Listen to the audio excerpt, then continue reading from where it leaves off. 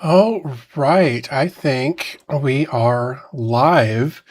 Looks like we've got Vaz in the chat saying hi to everyone. Glad to have you here.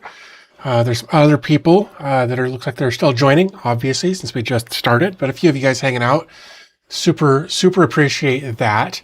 It's been a few weeks, uh, um, and here we are. So thank you guys for coming by and hanging out. Sound and video checks okay. Thank you, Vaz. I appreciate that. Honestly, didn't even occur to me, so I appreciate you doing that for me, because I'm doing. I think I'm doing better, ish. I went and reached out to the Colorado Brain Injury Association a couple of weeks ago, and followed up with them a few times over the course of the last couple of weeks. And it took them 11 days to get back in touch with me, which I felt was not good, I guess, is the way I would put that. Very frustrating when when you're the go-to organization and they can't be bothered to even let you know how long it might be before they get back in touch with you. And I let them know that when they finally did get back in touch with me. They told me, hey, whoever it was, like, hey, I'm new in this position. I'm still trying to figure some stuff out, but here's some other resources if you need more emergent services or whatever. So I encouraged her to put that information in their autoresponder system, to at least help people reaching out to them not feel like they're being ignored.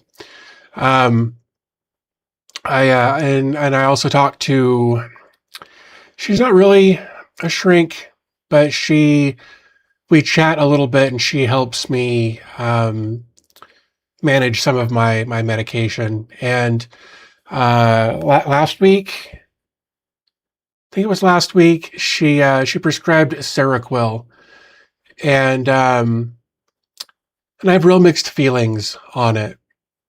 First couple nights were fine, and since then it's been not as fine. I'm about half the time remember my dreams, when I wake up or whatever. And over the last week, I've had some of the most graphically violent nightmares, I guess, night after night after night after night since I've been on the Seroquel. And not a big fan of that. I don't know. So she prescribed it because I wasn't sleeping. I was getting a couple hours of sleep a night for weeks. She's like, we need to shut your brain off so you can get some sleep so we can kind of figure out what's going on underneath. Very standard protocol to get a person to baseline before we try to do anything, because we don't want to treat symptoms that could be fixed otherwise. It's true with mental health, it's true with physical health. It's very standard. So I've been on 50 milligrams of Seroquel for about a week now. And the sleep is fine. The sleep is fine, but the dreams, the nightmares that I've been having for the last several days are not fine. I actually woke myself up trying to kick something away from me that was trying to attack me. So that was a rough way to wake up. Luckily, I was faced away from the wife, so I didn't kick her, which was good. Don't want to kick her. That's rude.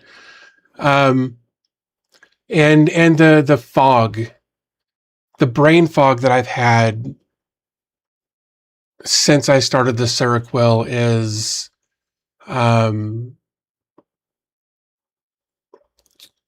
it's not fun. It makes me genuinely feel dumb. Like, and not just, haha, isn't it cute that I forgot this, that I spaced out. I mean, like, frustratingly dumb. It's hard to read things. It's hard to comprehend the things that I am reading. It's hard to it's hard to do a lot of things now that were less hard before the Seroquel, even dealing with the lack of sleep and that sort of thing. So it's been an interesting week after a couple of weeks of dealing with. Damn chair keeps slipping. My floor is ever so slightly tilted. Anyway, so that's kind of been my last week or two, is going from no sleep at all to sleep filled with nightmares that are jarring me awake by physically interacting with my brain hallucinating, if that makes any sense. So I hope you guys are having a better week. I genuinely do. Just kind of a quick catch up for you there. Let's see, we've got, sorry, I don't mean to go back and forth here, but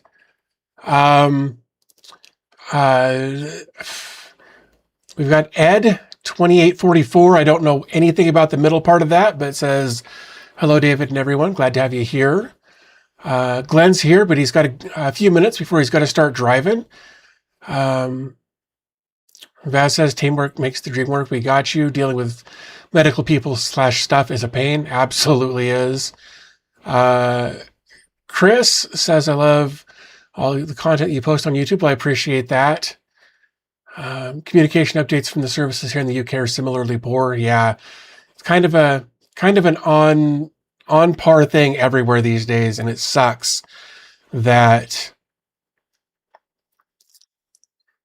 people's health and mental health are set aside so that a few people who are hoarding wealth can hoard more wealth.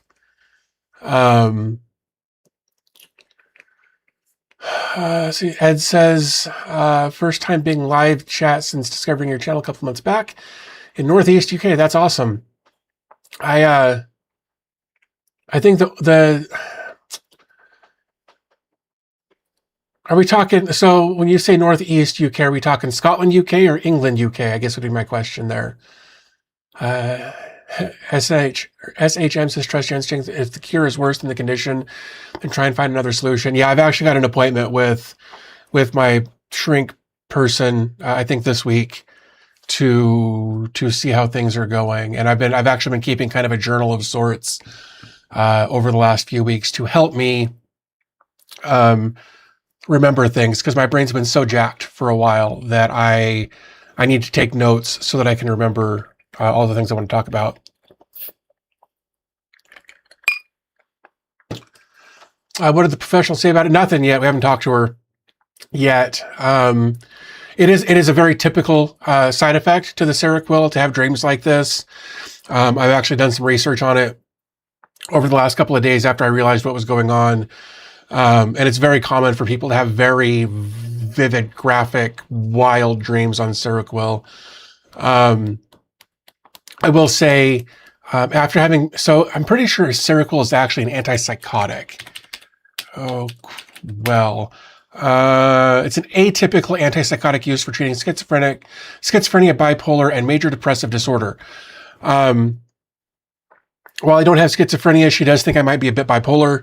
And because of all of my other medical stuff, she had to pick something that would have the least amount of side effects based on heart condition, lung condition, kidney function, all of those sorts of things. So yeah, it's what we're starting with. But she said if it didn't work, if I didn't like it or whatever, we can try other things. So I'm kind of excited about talking to her about that. I think it's the 24th. Yeah, so Tuesday morning, I've got an appointment with her to talk about all of this. And so hopefully we can come up with something different. The problem is that I don't know if we'll add something like Abilify to this to help lower the side effects of the Seroquel, or if we'll try something else entirely. Because when you start getting into these types of meds, there's always going to be some sort of side effect, and you can often find other things to counter that, but they can also introduce their own side effects, and that sucks. The other thing I had considered is possibly, instead of doing 50 milligrams, doing 25 milligrams of the Seroquel, just to see if that helps. But I've got a weird thing where I build up a tolerance to certain types of drugs very quickly. Prescription drugs, I want to be clear, I'm not advocating for narcotic use. I'm talking prescription, clinically prescribed medication. I built up a tolerance to certain ones very, very quickly. And like I usually take my meds around 8:30 at night. And these didn't kick until almost 11, which was a new one for me. So that was rough. And then I was awake at like 6, which still, 7 hours of mildly interrupted sleep is still better than what I was getting. So I don't know. We'll see what happens. We will see what happens with regards to that when I talk to her on Tuesday. So yeah, that's kind of what's going on there. So Glenn says, I got my lab submissions emailed. I got my lab submissions emailed to you a few weeks ago. Oh, sorry. When I read that as lab, like medical lab, like I was so confused. Yeah, I've got a few different home lab. Let me see if there it is. Yeah, I've got a few different home lab submissions. We've got Glenn, we've got Forsaken. We've also got Lester, who had also emailed me, exactly a month ago today. So maybe next week, if we can get some more submissions, I'll spend some time this week promoting home lab sharing again over across social media. And maybe we can get a few more submissions. Let me see if I can find it on my website so I can share it here. Yeah, there it is. So if you guys want to share your home lab with the community, just to show us what you're working with, talk about what you're doing with it. If you caught the last live stream, like we're not here to criticize, we're not here to judge. Just like to share and see what people are doing.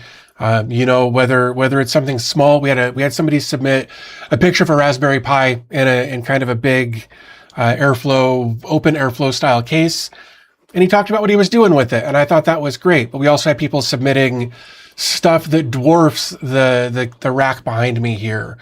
Cable management doesn't matter. Cleanliness doesn't matter. Like, we just want to see what you're doing, talk about what you're doing with it. All of that is listed over on this webpage right here. And down there's an email right there that you can send. You can send your stuff to, and we'll spend some time looking through whatever you send over, and we'll see how it goes. So if you guys want to submit your home labs to that would be amazing. I think maybe we'll try to do these home lab overview chat things like once a month, maybe. But yeah. So no, I did get it.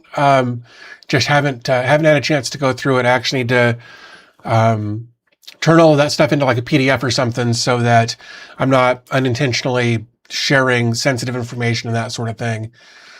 Let's see. Vaz says, I'm remaking my lab submission before I send it. Prepared it once, but ended up with a 411 meg doc.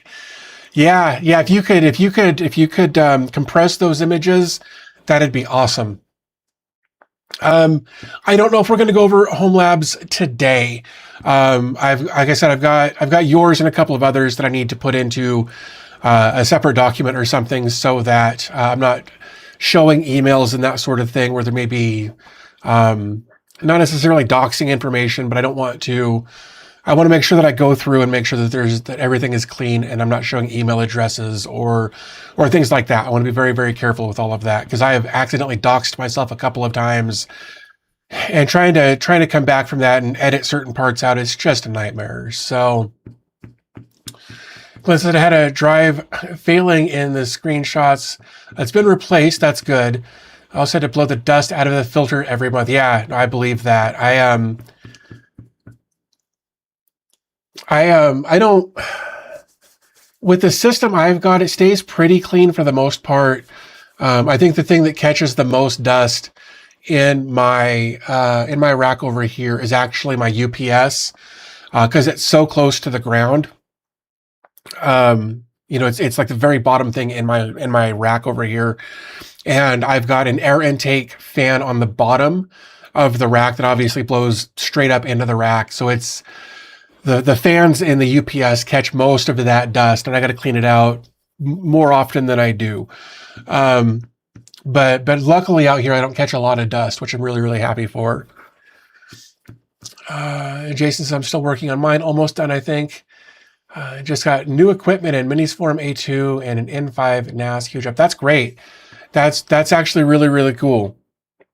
If once you've got it all set up and whatnot, would love to have you shoot an email to the address on the page linked up above, so we can take a look at it. I think that'd be a lot of fun.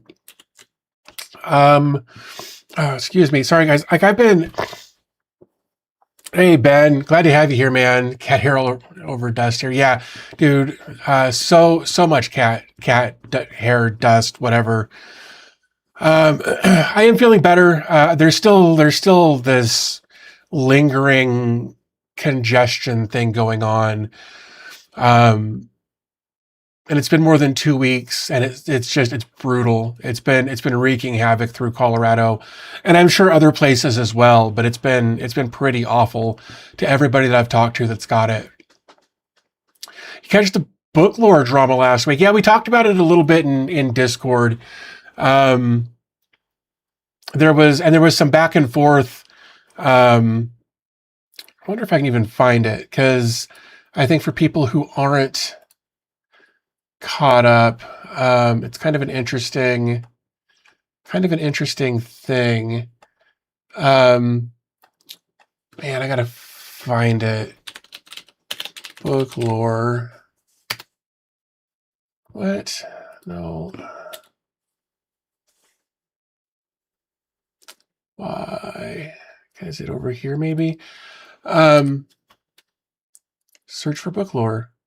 And there's nothing there. We absolutely talked about it in the Discord. I'm really confused why Discord isn't talking about it. But yeah, there was some drama there about the developer having vibe coded a bunch of it or something, I guess, and then kind of getting called out for it, and then making up a bunch of excuses, and then adding more features without fixing previous stuff. And like it seemed like a real nightmare.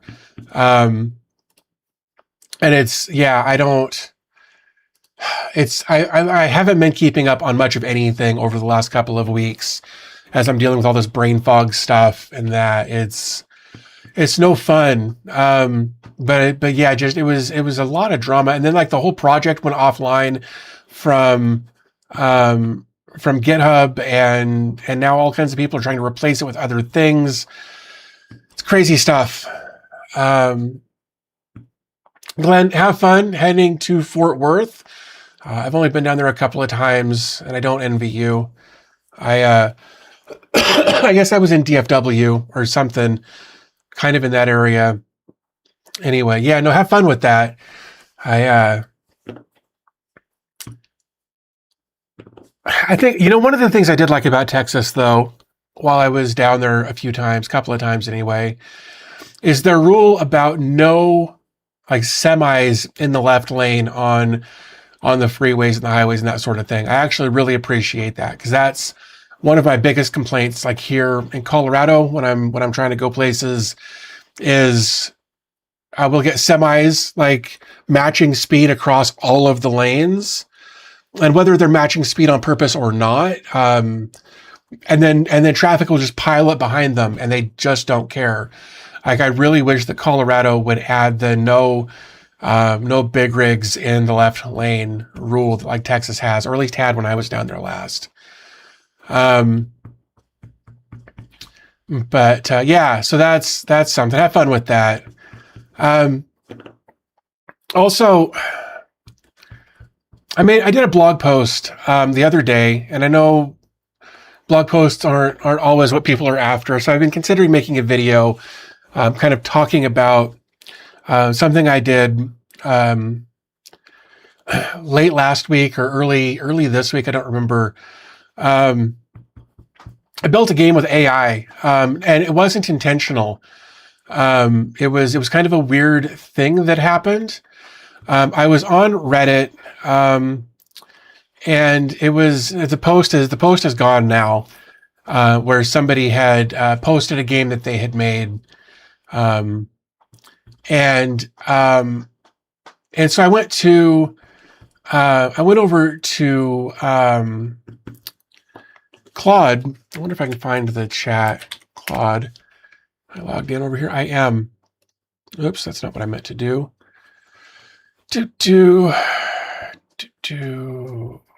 Where is it? Yeah. So anyway, I saw this game that was listed over here on Reddit, and I was playing it. It was this, and the whole idea is you press and hold your keyboard for a little bit, and you make the little guy hop, right? And then you lose, right? I've made it to 90 there, but it's just a fun little, brainless, one of those things that you can spend a lot of time very quickly getting addicted to, because it shouldn't be difficult, but it kind of is. So anyway, I went over to Claude, and I was like, I want to build my own version of this jumping game. That's literally all I said. And a couple of minutes later, it spit out all of this information and a game. And it looks like it fixed it. Oh, so this is actually the final version there. Maybe it's not the final version, but anyway, just, all I said was, I want to build my own version of this game. And it spit all of this stuff out, and it's like, now let me build the game. Didn't ask you to build the game, just said I wanted to build my own. I didn't realize that it was going to take the lead there and just be like, cool, let's build something that's kind of like that, but not. And then when I originally tried to run it, nothing happened. And it's like, oh, well, let's fix that too. And then I beat it very, very quickly. There was no challenge. There was just jump. There was no challenge to it. Nothing moved. Everything was pretty evenly spaced, whatever. So I said that. And then there was this back and forth, and it asked me 2 questions, and I answered them. And it added moving platform sound effects and a perfect landing streak mechanic for gaining extra lives. So then it just rebuilt it again. And then I played that for a little while, and I was like, hey, let's add some enemies to it. That could be fun. So it asked me some questions about which of these I wanted. And I was like, hey, I like these. So again, just this conversational thing. And within a short amount of time, I was like, hey, can we randomize, the speed at which the chasers come at you, so that it's not a very predictable thing. And it's like, cool, I'll fix that. And then I was like, hey, a couple of other things here. So it fixed that. And then by the end, we had a Docker container so that I could deploy this. And it was, all of this happened within an hour. I didn't write any code. I didn't actually do anything developy. I was just like, hey, do this, do that, do this, do that. Oops, wow, my game.db techreviews.com. And so now I've got this game over on game.dbtechreviews.com. And I was just kind of blown away by the whole thing. This was the free version of Claude. I was just like, hey, I want to build a game. And I told it what kind of game I wanted to build. So that's what it built. And that scares me, if I'm being completely honest. Because like I can come in here and I can read through the code of the game. And all of this is just style sheet stuff up here at the top. It's doing some keyframing for animations and that. Then we've got our different divs that do different things on the page, and how you interact with those divs affects the rest of the stuff. And all of this is fairly human readable stuff. And then we come down to here, and this is where all of the game mechanics happen through the canvas, polyfill, the UI refs. Here's some audio stuff. Game constants, things like gravity, chaser min frames, chaser max frames, chaser warn frames. Like it's all very, very human readable stuff. And again, I'm not a developer, so it's entirely possible that there is something less than secure in this code. But like just skimming through it at a casual level with my understanding of code, it all looks fine. But I don't know that for sure, right? Like I'm not a developer. I'm not a developer, but I did stay at a Holiday Inn last night, right? And that's kind of the mentality that a lot of people are taking about developing apps that they're releasing into the wild, right? Like if you guys want, like you guys can play the game, right? It's all in the browser. It's all there, and the code is probably fine. But this is just like, I'm just using my mouse to guide where the little guy is going to go. And there's our first bad guy there. But if I hold this for too long, right, this guy kind of came up and popped me out of my jump, and I've got to start my jump over. So anyway, oops, there we go.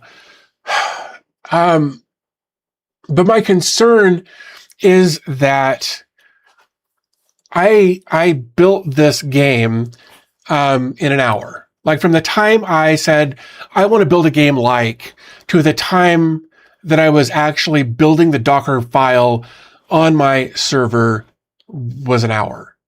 Like give or take 3 minutes. And if it's that easy for somebody who only has a very basic understanding of how to do it, and I'm still apprehensive about the code, and that's why I haven't put it on GitHub. I've got it on my privately hosted Git instance. Any jerk off out there can say, I've got an idea. Somebody who doesn't understand the code, somebody who doesn't understand security, somebody who doesn't understand best practices could build an app of some variety without understanding any of the implications of releasing the code into the wild. And that's really what's got me worried. That's funny. I understand why it tried to block you, but yeah, it's been an interesting a few days of kind of messing around with this game and kind of contemplating where the self-hosting community is going to go, right? Like there's already been cases of people, I don't want to say developers because I don't know that much about the person behind what happened, but there's been a team or a person or somebody who has released a series of games over on Steam. They were all AI put together, from my understanding anyway, with the deliberate intent to get into crypto wallets and drain them. Like that's their whole purpose, is to keep you sidetracked with the game while the code in the background drains your crypto wallet if you have one on your computer.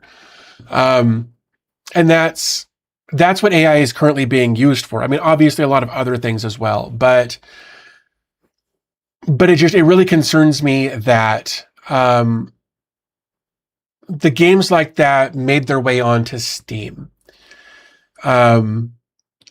And I would hope that Steam would have a better process, a review process for what goes live on their libraries compared to what gets shared into the self-hosted community. If somebody can easily, I say easily, I don't know, put together a full-fledged game that has underlying malware in it with a very specific purpose of draining your crypto wallets on your computer, with Windows having, Bitdefender or whatever the built-in antivirus is, what kind of things are people going to do with self-hosted applications for, say, scanning your network and sending all that information back to a home server, or a nefarious server somewhere else that's just collecting data, right? Who's to say that information isn't going to be used for nefarious purposes, or to basically crypto lock your entire home lab until you pay them, right? Like there's so many things that are being done right now that really have me concerned about what kind of things are going to be released into the self-hosting community.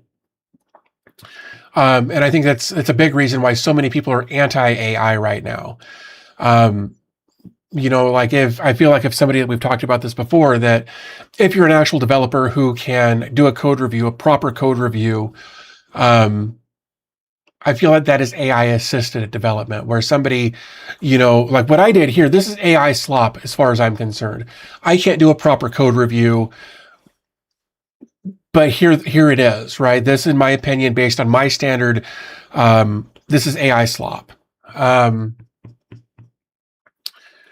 So that's my little rant about that. And I've been considering making a video about, this whole process that I went through, all of this. There's actually more to it than this. This is kind of the condensed version, but I'm working on a video script, to kind of talk about the entire process of everything that I went through to build this game, and some of the weird feelings I had in the process of doing all of that.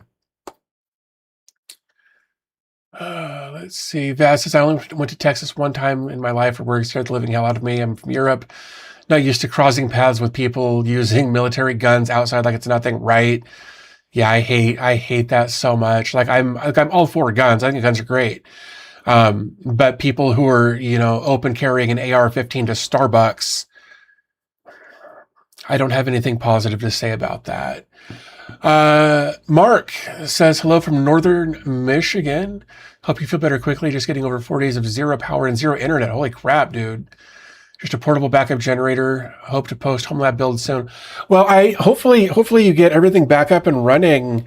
Hopefully you didn't lose anything. That sucks, man. I'm sorry to hear you went that long without power. That's rough.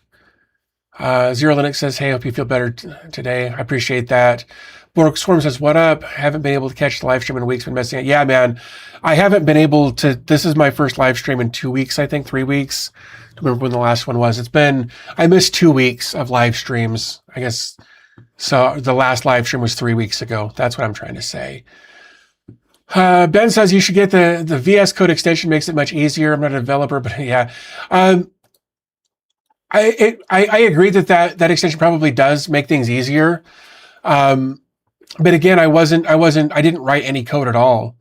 I was just like, hey, here's what I want to do. Fix this. I don't know. I'm like 10 minutes behind on this, but, yeah, so interesting stuff. Sorry, I'm trying to catch up here. If you understand the code, that's important. Usually I use AI to give me ideas and then jump into the code and perfect it. And I think that's how it should be done. Ericon, that's truly how I think it should be done. Wow.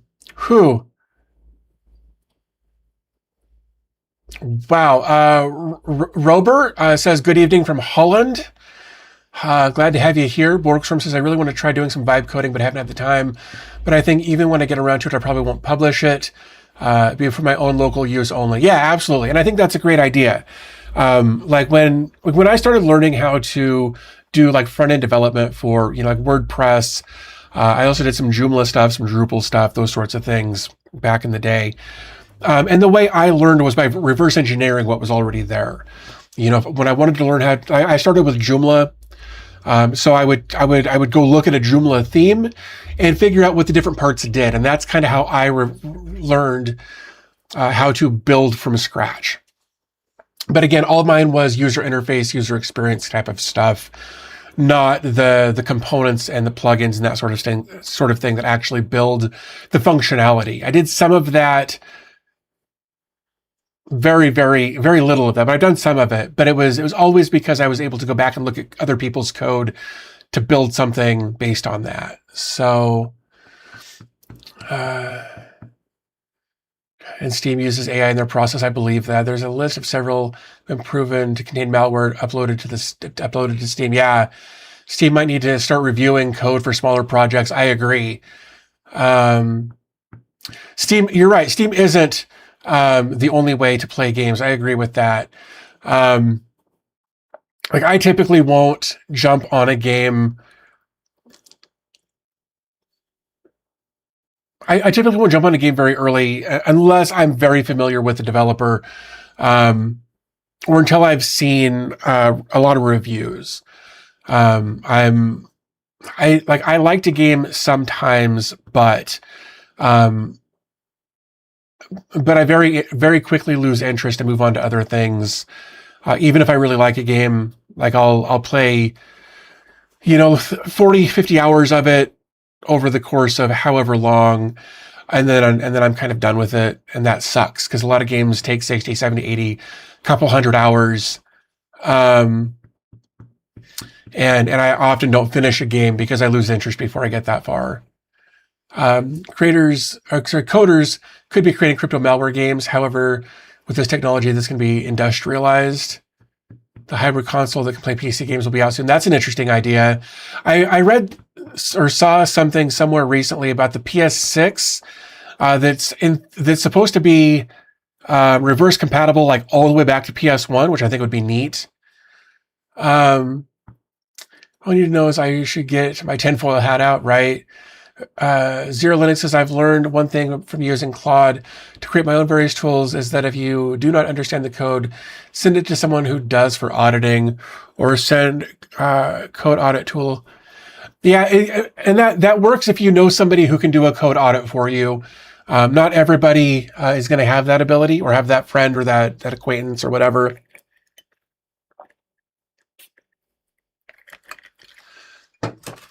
It's not the only platform, but it's one of the most well-known and used platforms. Yeah. Makes it having a big target on its back. Agreed. Ben said, I vibe coded a program that's only job is to get your accurate IP and or GPS. That's kind of cool. My intention is to get the location of scammers. You made a video about that recently, didn't you? I watched that. Thought that was interesting. I think that's a cool idea that you've got with that.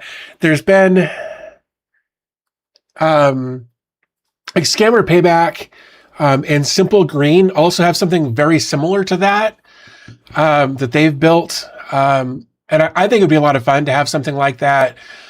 Like in my email, like I've for at least for right now, I'm using Gmail to host my all of my email, but I'm thinking about switching. But that's for other reasons.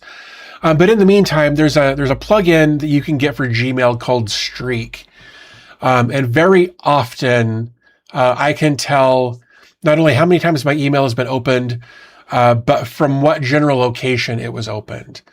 And I've been using that for years at this point, but would really like to. I think it'd be fun to have something like what you're talking about, Ben. To be able to get more pertinent information from or about scammers and that sort of thing. But I remember seeing the video that you made about that and thought it was an interesting idea what you were working on there.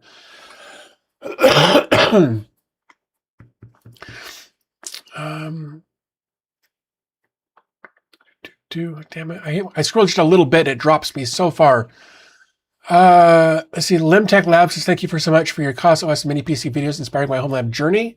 And I ran 200 servers for 200 students and helped them start their own too. That's really cool. Really glad to hear that. I would stay away from COS-OS at this point, as they're not currently doing any more updates on it. I would encourage you to switch to Zima OS. It's kind of the new evolution of Casa OS that is actively being developed while Casa OS no longer. I don't think it's receiving any updates or very few updates compared to Zima OS. It's Zima OS is more or less the same thing with more features. That said, there's like a one-time fee if you've got more than I think 4 hard drives, but it's like $20 or $30 or something for a lifetime license. So there's that. Ericon says, I rant about AI because it's much harder to land a job since August of last year. Yes, I'm in Finland. Employment here is tough now, but I think AI is not helping. Bro, you're absolutely right. And it's not just Finland. It's literally everywhere. Whether it's AI literally taking the job of customer service or whatever, or AI being used to filter out resumes, that sort of thing. AI is really making the job market nearly impossible for most people. Vaz says, wish me luck. I need to reinstall and reconfigure my Home Assistant. Haven't started and already have a headache while feeling white hairs growing. Yeah, I'm really glad that I've got mine set up and configured the way I want it. I'd like to go back and kind of reconfigure a couple of things in there, but not enough to actually do it. I will say that as a little bit of a teaser to you guys, the folks from Icewhale, they're the guys behind like the Zima Blade, Zima Cube, Zima Board, Casa OS, Zima OS. Like they're the company. Icewhale is the company that overarches all of that. There's a new version of the Zima Cube coming out. They've already started promoting it like on their social media and that sort of thing. And they sent me one. And it's an interesting device in that they fixed some of the things that was wrong with the first one, with regards to cooling, that sort of thing. That said, if you've already got the Zima board, the Zima Cube, the original Zima Cube, the second one isn't really, it's not really a generational update. It's still got the same CPU. It's still got basically all of the same stuff. Just they fixed a couple of things. So if your Zima Cube 1 is working fine, you're good. The Zima Cube 2 just kind of goes back and reiterates on what's already there. Like I said, it's the same memory, it's the same CPU. It's the same, basically everything, just with a better cooler on it.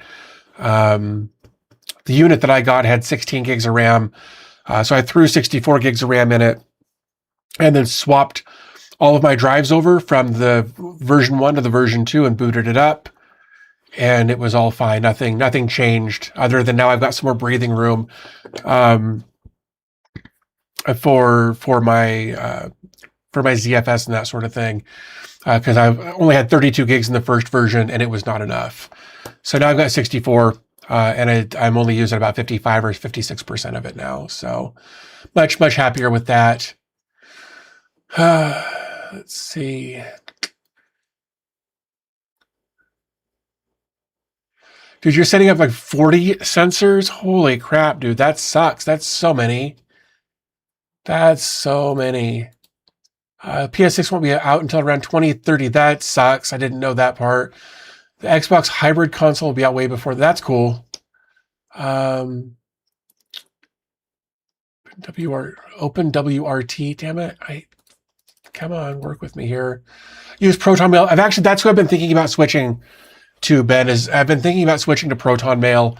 I've got a collaboration coming up with them here in a little bit for their Proton Pass, because a lot of people don't want to self-host a password manager.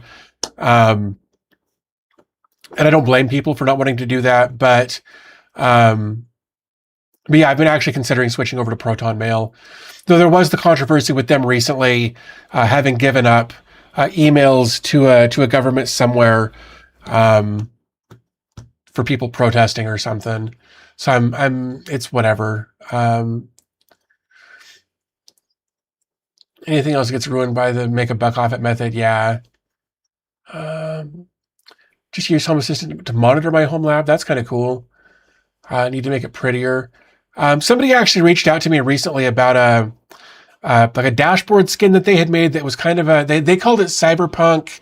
It was more It was more like military drab, which is fine. It's its own aesthetic, which I can appreciate for what it is.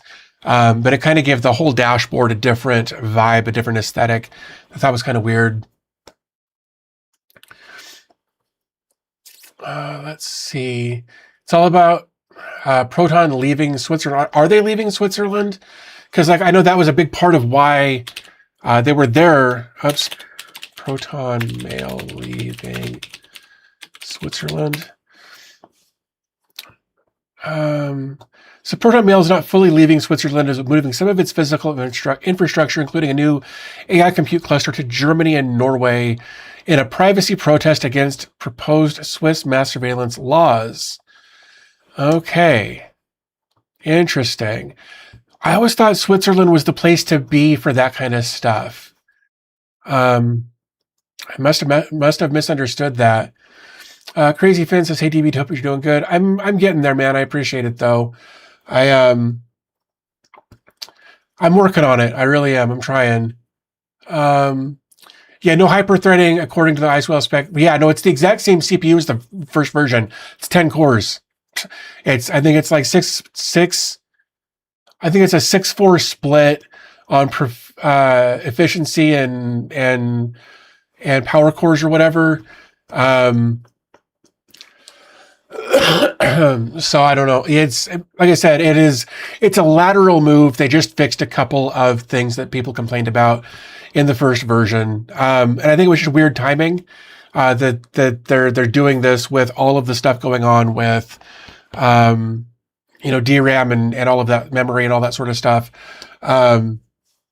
It's weird timing that they're doing a lateral move, that doesn't really, like I said, they changed the CPU cooler, quite a bit. Actually, sorry, I was double checking because I've got the original one sitting over here in front of my door.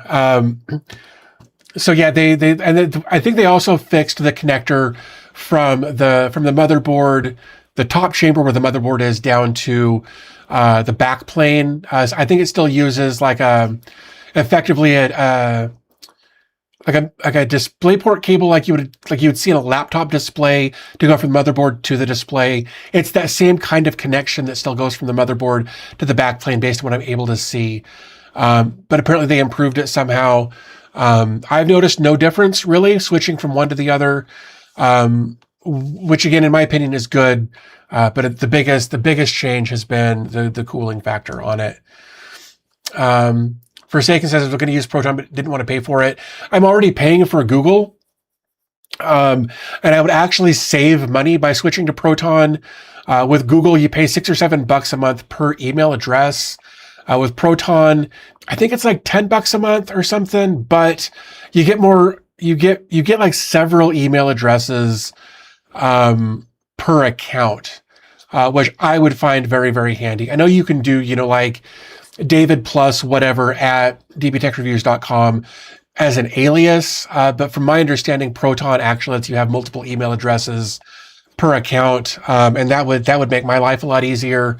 Plus, in theory, Proton is supposed to be more anonymous than Google will ever be, because Google is a marketing and advertising machine, and everything that they build is secondary to support that. And it sucks that they made that switch. It used to be the other way around, but that's where they've gone. Proton has a free account, but with the free account, do you get your own domain, Jason? That would be my question. Proton,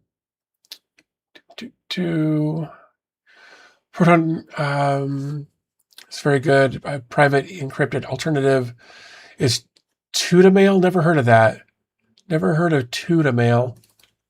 I'm gonna have to Google that. That's interesting.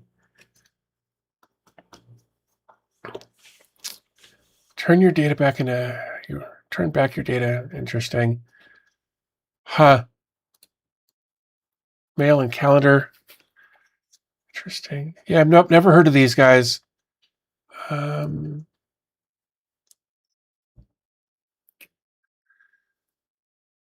Locks down your emails with unbreakable end-to-end encryption across subjects' bodies and attachments, leaving no room for hackers or trackers.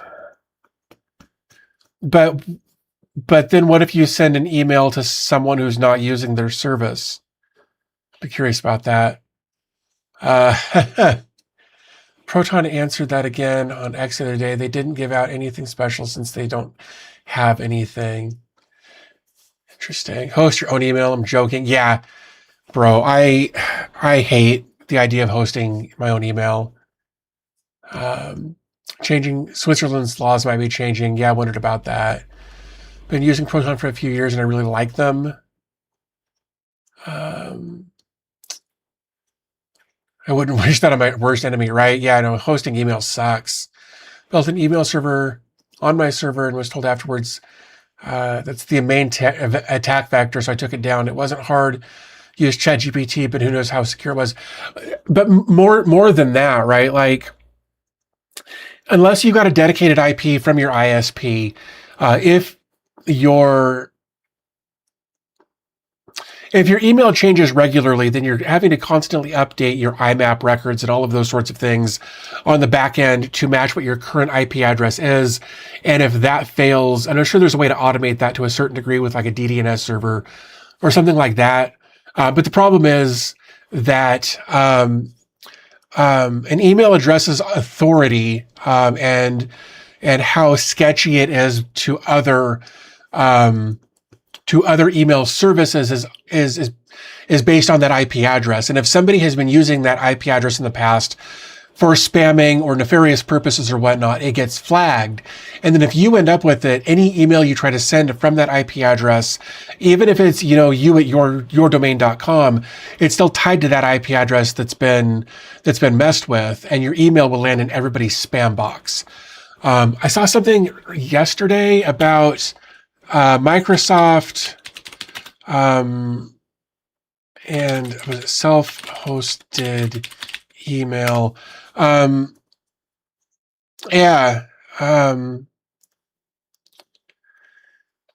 saw this. This is the reason you shouldn't host your own email. Microsoft says middle finger to a 200,000 user ISP. So yeah, Microsoft domain blacklist causes email problems for UK ISP Zen Internet. They blacklisted the IPs of a fairly large and well-respected UK ISP. So now all of the people associated with that email address and those IP addresses, their emails don't go through anymore. And that sucks. And that's the biggest reason that I wouldn't want to deal with it, is just that constant worry about whether or not my emails are going to go through. Let's see. Damn it, scroll up.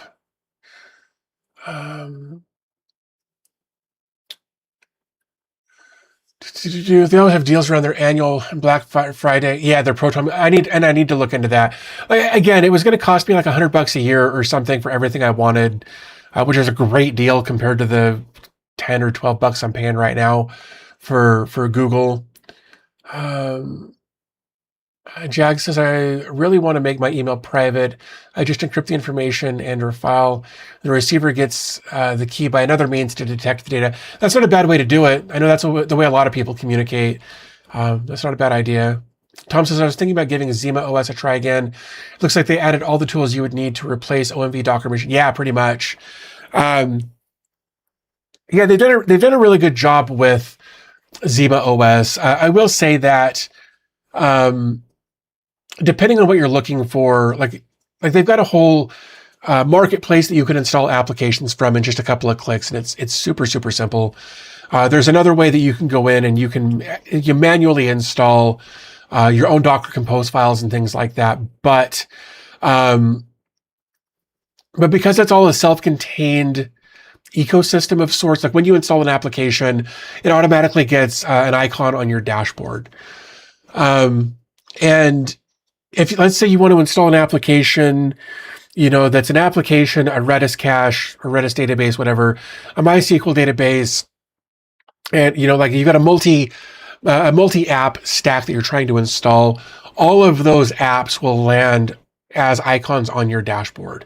That gets frustrating for me. There's just, it's not, in my opinion, Zima OS.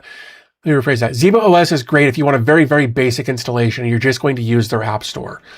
If you start wanting to do more complex things, Zima OS can be a bit more restrictive than just, say, installing Ubuntu or Debian, installing Docker Compose. Hell, throw Portainer on there if you want to. Sometimes it's easier to just go a more basic route than trying to use a third-party solution.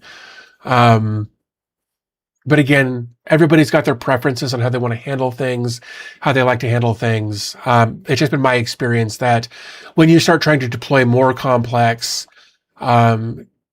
stacks, that these third-party solutions can get convoluted and frustrating. So, JD's here. Glad to have you here. Jason says, "Oh, you don't get your own domain." I didn't think so, but thank you for clarifying. JD says, "Sorry to be late." No worries, man. And no worries. Like, it's been a couple of weeks since we've done one of these. So I'm genuinely surprised that anybody showed up, to go along with that. Very thankful for the people who are here. There's always Microsoft Exchange 2013. Oof. Nope. I dealt with Exchange for a little while, and not a fan. Crazy Fence says I pay like 11 euros, I think, for all of their services. It can have 15 email addresses and 3 custom domains. That's exactly it. That's exactly what I want, is having the ability to have multiple email addresses for a single account. Again, with Google, you can do aliases, but that's still different because if you try to set something up like, David plus Netflix at mydomain.com, Netflix won't let you do that. And a lot of different providers are starting to strip that stuff out, those alias indicators, so that you can't find out who sold your email address, because they're absolutely doing that. Whereas if you set up a separate email address for, Netflix at yourdomain.com, and you start getting other emails from people outside of Netflix, Netflix sold your data. So, no, thank you for clarifying that, Finn. I really appreciate that, because that's what I thought I read. But glad to know that's what been your experience. Zero Linux says, I'm going through similar problems. Brain will not brain. Cause for me is different though. War/PTSD. That sucks, man. I've never been through the stuff that you're dealing with over there. I genuinely haven't.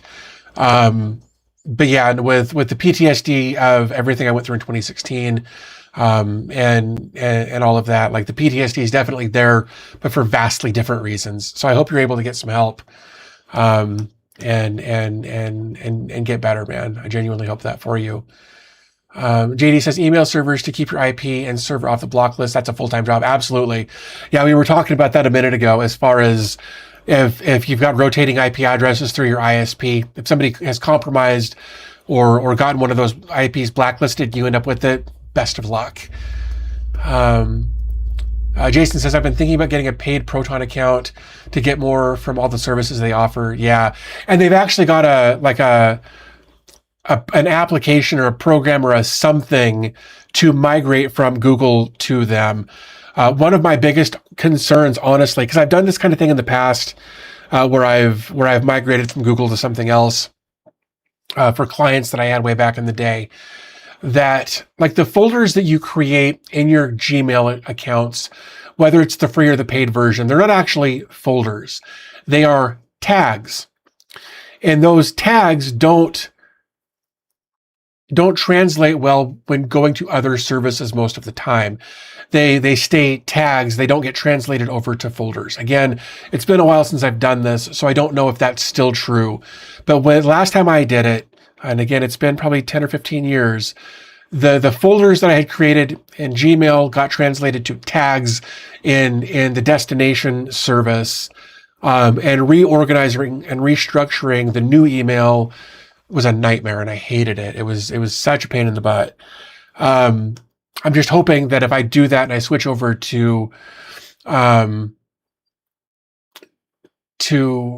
other service, my brain blanked on me, but I hope that they've got something in place that will switch the Gmail tags or folders or whatever over to their version of that, because I would have to go through that with Proton as well. Forsaken says, I just built an email server to see if I could. I use my server and network to try things and learn. I think that's wonderful. I love that. I genuinely love that you're doing that. I think more people should do that. I think more people should have something set up so that they can learn more of the things that interest them. Damn it, come on. Just the littlest scroll and it dropped me so far. Been thinking about getting a paid Proton account. Yep. ZemoOS is good. I use CasaOS on top of Debian. Minimum, go from there. They both basically work the same way. Yeah, except the CasaOS isn't getting updates anymore, or not to the same degree that the ZemoOS is. With Proton, if the other part don't have Proton or support encryption, you'd have them type a password to leave it unencrypted. Okay, that makes sense. Come on, quit being a jerk. I missed the day when your ISP used to give you a fixed IP address and a private email exchange, right? No, excuse me. One of the things so I was on Xfinity for a really long time because they were the only option with where I am right now. And they basically gave you a dedicated IP without calling it that. Like it was technically a DHCP reservation. Right? Sorry, it technically was DHCP, but they very often just tied the IP address that you got to the MAC address of your modem, which I loved. It made my life so easy. And then I switched over to fiber, and they're just DHCP leases, and every 180 days or whatever it is, I get a new IP address. And that complicates certain things for me. But I reached out to them a year or two ago, and I was like, hey, you guys planning on offering a dedicated IPs? And they're like, we're working on it. We just don't have it yet. I would happily pay an extra $10 or $15 a month for a dedicated IP. So I don't have to worry about them swapping my IP and losing access to some of my stuff for a little while until I figure out what my new IP is and change it in my security settings. So we'll just have to see what happens. Worksum says, I host my own using Hosting or VPS and MailCow, 5 to 6 domains, around 100 mailboxes, all low volume. Had some issues with Microsoft being a brat the first time, if that's been sorted. And I wish you all of the best in continuing to do that. I used to do that when I was helping to host client websites. I'd have to migrate all of their stuff over. I was doing a lot of cPanel hosting back in the day with like Roundcube or ZenMail, I think was the other one. And migrating all of that over usually sucked. And if you didn't get the mail settings just right, it'll cost you $1,000 or more. And I learned that the hard way. But that specific client was a bag of dicks anyway, so I was glad to just pay him $1,000 to go away. Eric says, I want to thank you for your channel. I learned about pork bun and Cloudflare tunnels. I created my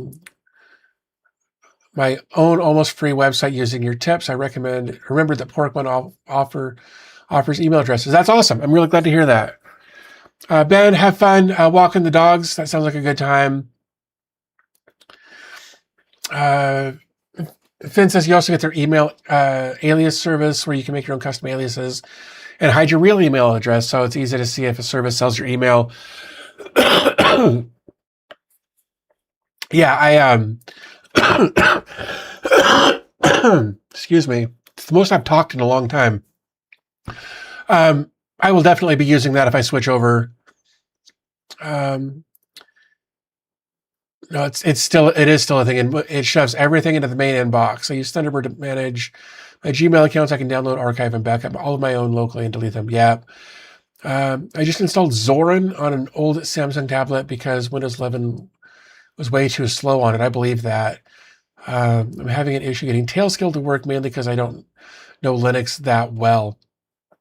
So Tailskill is its own beast. that I've covered a couple of times on the channel. And I think it's really good for people who need their service. One of the issues that I have dealt with, that I've been dealing with for a while, is that if a service doesn't interest me, or doesn't offer something that I genuinely think will be beneficial to me specifically, and I know that's a very selfish thing given what I do, I have a really hard time giving a damn enough to learn it. And that's been something I've been talking to my shrink person about as well. But I feel like I could probably make some more content about Tailscale and zero tier that might be helpful. But it's just hard for me to put forth the mental effort. How many services do you run on your router? I have an open WRT router with 1 gig of RAM in it, and it's already running DDNS, SQM, SSH, AdGuard, Dockerized, Zigbee. Yeah, I would definitely offload some of that. I don't run anything on my router. All of my network stuff is Unify, Ubiquity, whatever. And I let it do its thing, and then all of the stuff that I want to run outside of that runs on the ZimaCube. Thunderbird rules. I haven't touched Thunderbird in so long. JD says, I decided if I didn't want to deal with the headache of hosting for someone else, especially when they don't understand the tech themselves. Yeah.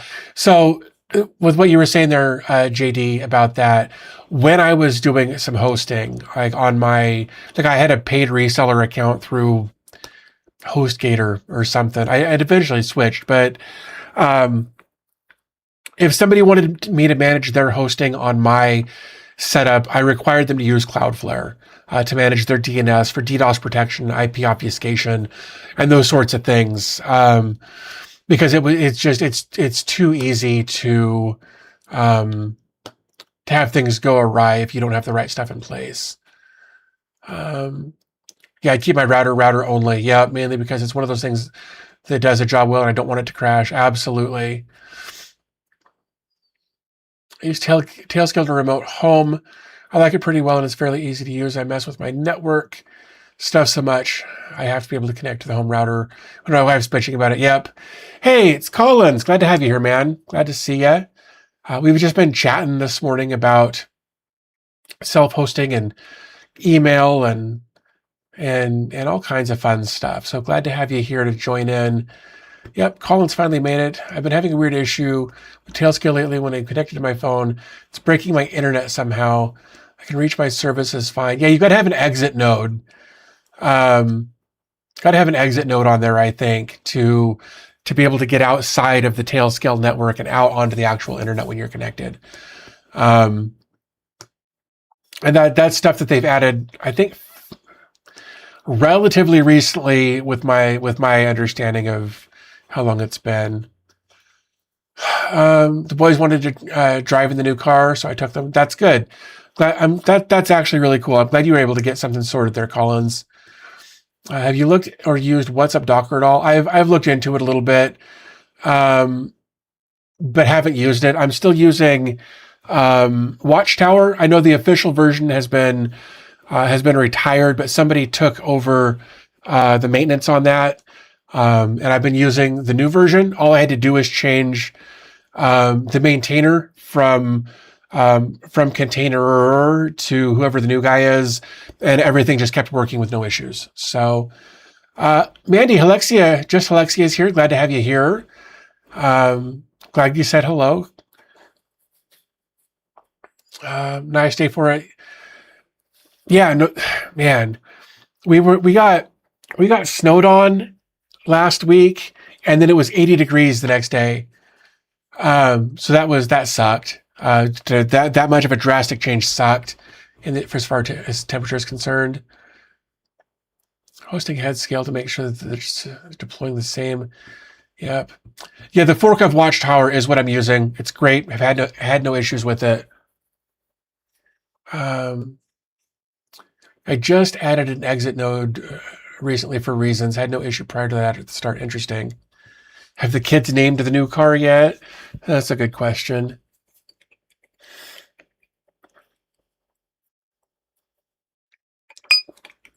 Oh, man.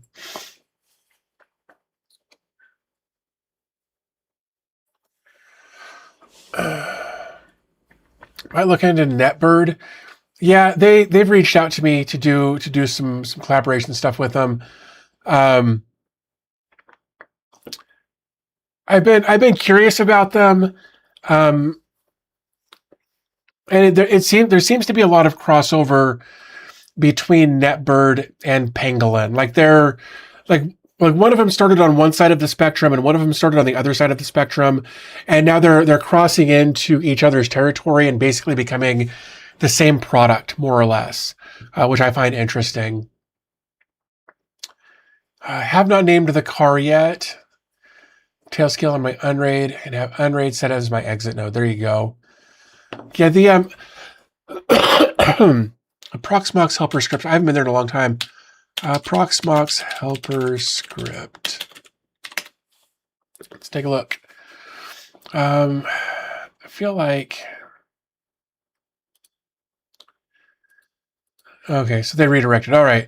So stay safe. Verify the source. Copycat or lookalike websites may exist. Always verify you're on the official site and check all of the script sources thoroughly before running anything on your systems. Cool. Exit nodes are only so your traffic from the Tailscale devices exit from that IP. Yep. VRL says, "Hi D, glad to see you feeling better. Hope you see more home lab tutorials again. Always stay safe and healthy." Thank you. I really appreciate that. I've got all kinds of content to make, and my brain's just like, nope. Ericon, yeah, NetBird and Pangolin seem to be kind of crossing into each other's paths and basically becoming the same app. Subnet routers allow your Tailscale to use your subnet like they're in it. And those subnet routers is what's always confused me with all of that. I've never been really good with networking and subnets and all of that stuff. So adding subnet routers to Tailscale for remote access of my stuff on a different IP subnet to get back onto my main subnet so that I can access all of my stuff on the same IP address that I'm used to accessing my stuff on when I'm away from my home. What? Like, subnet routers confuse the shit out of me. I don't get it. I know that they're there for a reason and they work well, but it is not my cup of tea at all. So looking at this, a new website for the Proxmox VE community scripts projects makes it easier to discover, browse, and deploy hundreds of automations scripts for Proxmox environments built by the community. The platform provides a central hub for simplifying home lab and virtualization workflows. Yeah, wait till you get into pure relays and zones. I would rather not, if I'm completely honest with you. All right, so this is I kind of dig some of this. It looks like most installed over the last 30 days. Docker, Debian, image, PVE, LXC updater, Ubuntu, Nginx proxy manager, Jellyfin, AdGuard Home, recently added, Teleport. Teleport unifies identities, humans, machines, and AI with strong identity implementation. Interesting. iSponsor block connects to YouTube TV clients and automatically skips. Self-hosted open source way to share expenses with friends. Gluten, any type. Yamtrack. Not in development, not yet released. NetBoot XYZ. That's kind of cool. We've talked about doing NetBoot content in the past.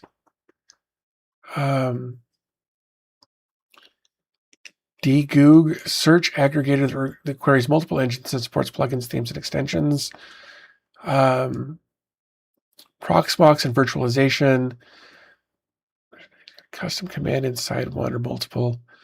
It's definitely an interesting thing that they've done here. Arcane, Podman, Komodo. These are add-ons and LXCs.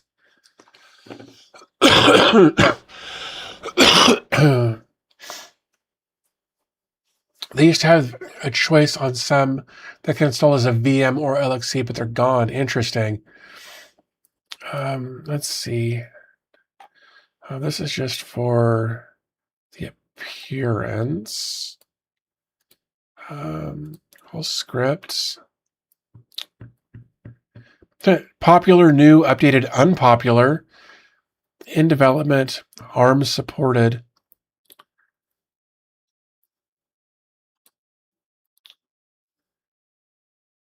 Let's see.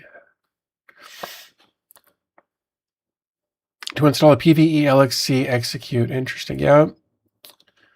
Dev, add-on, Cronmaster, Proxmox backup server. Huh. I wonder what the logic was with getting rid of the VM stuff. Oh no, there's still some VM stuff down here. There's still some VM stuff down here. Yeah, no, they definitely changed this, but no, there's still, like, there aren't, it doesn't look like there's as many. VM there for Docker, LXCs. It looks like a lot of them are still very much LXCs, but I feel like a lot of them in the past were as well.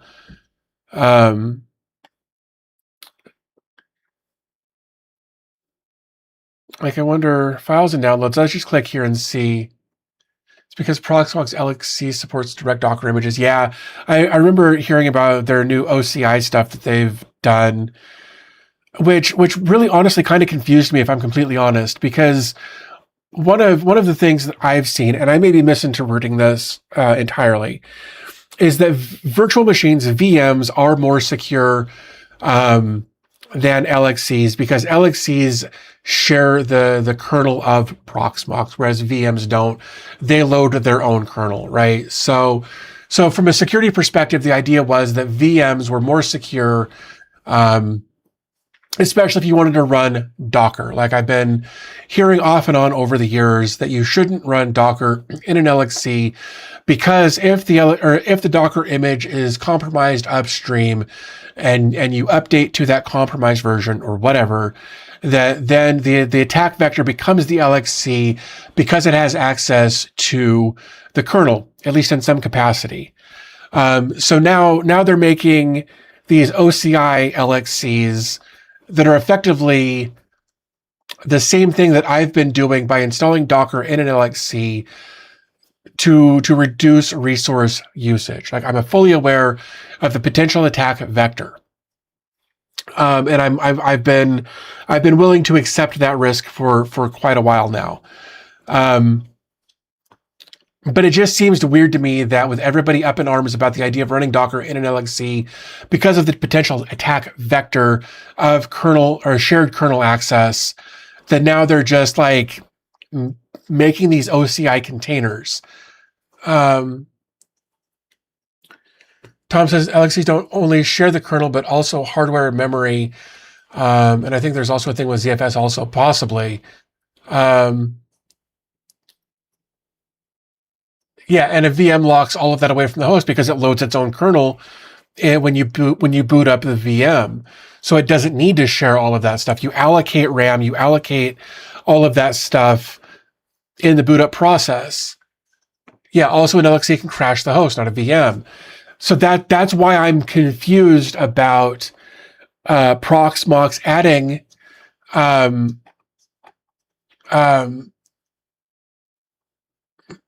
damn it, I've lost it. But the OCI, it doesn't make sense to me that if an LXC gives that kind of access to the Proxmox kernel, why are they just giving? Fair enough, Collins. It's all about adding flexibility, but it just seems like they're adding a new attack vector with that flexibility, because I don't think a lot of people understand that LXCs have that level of access. Moist Hoagie, that is the version that I'm using. It's the Nicholas Vetter version. Yep. Jack says, question, do you or anyone here know of a Linux or Docker-based app that can restore old photos? It's frustrating trying to utilize Comfy UI and other similar software. I'm not sure of anything specific that'll do that. Forsaken, thank you. I agree. If you're enjoying the live stream, give it a thumbs up. That'd be cool. Yep. It's a risk that some do take, so I'm guessing an enterprise client might have wanted it, right? And look, and it's a risk that I've taken on as well. Most of my home lab is run in LXCs. Like I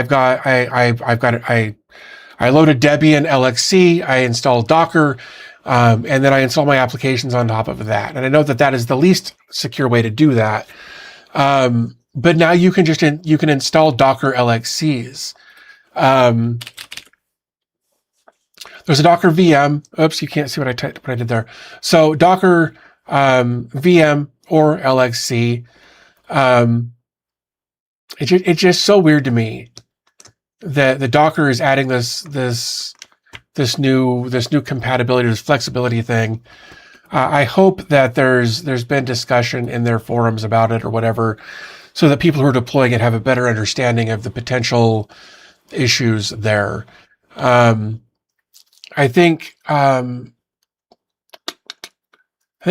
did a video here a while back talking about it, and it must have been Tom. Maybe it was Tim. I don't know. They were talking about this, and Forsaken, thanks for hanging out. See you next time. But they were talking about, like, when you deploy these OICs or whatever they're called, that you're just deploying it as it is, and you don't get to there's no interaction for changing like environment variables and those sorts of things. It was Tom. Okay, thank you for clarifying or validating that. I appreciate it. And it just seems weird that not only are they deploying these or giving people the option to deploy these new images, whatever, right? That they're also not giving you the opportunity to at any point set the environment variables. Maybe that was still in beta phase. Maybe they have fixed that. I haven't looked into it, because it seems that they're doing the thing I've already been doing, but doing it in a way that gives you less control over what you're doing. And I was not interested in that at all. So that was really frustrating. It was Tom.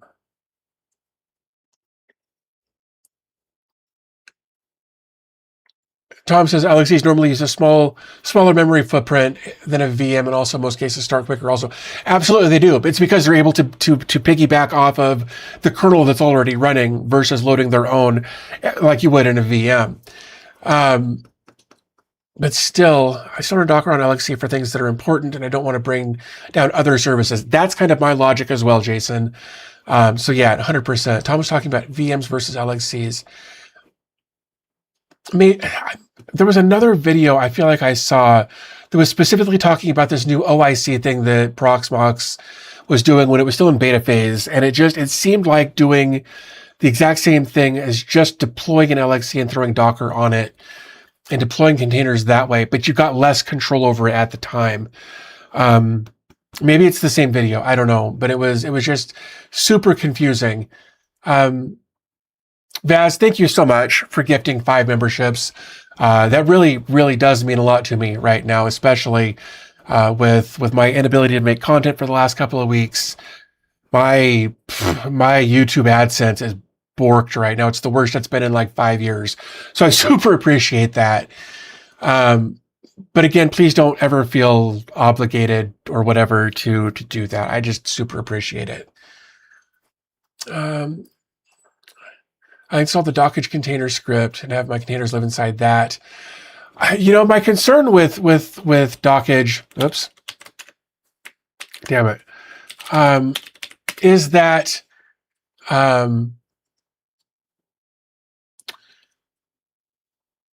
when we look over at Dockage, the last update was literally a year ago, March 30th of 2025.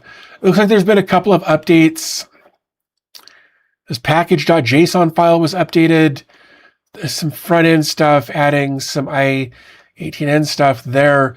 But there hasn't been like a full release of Dockage in like a year, and that concerns me.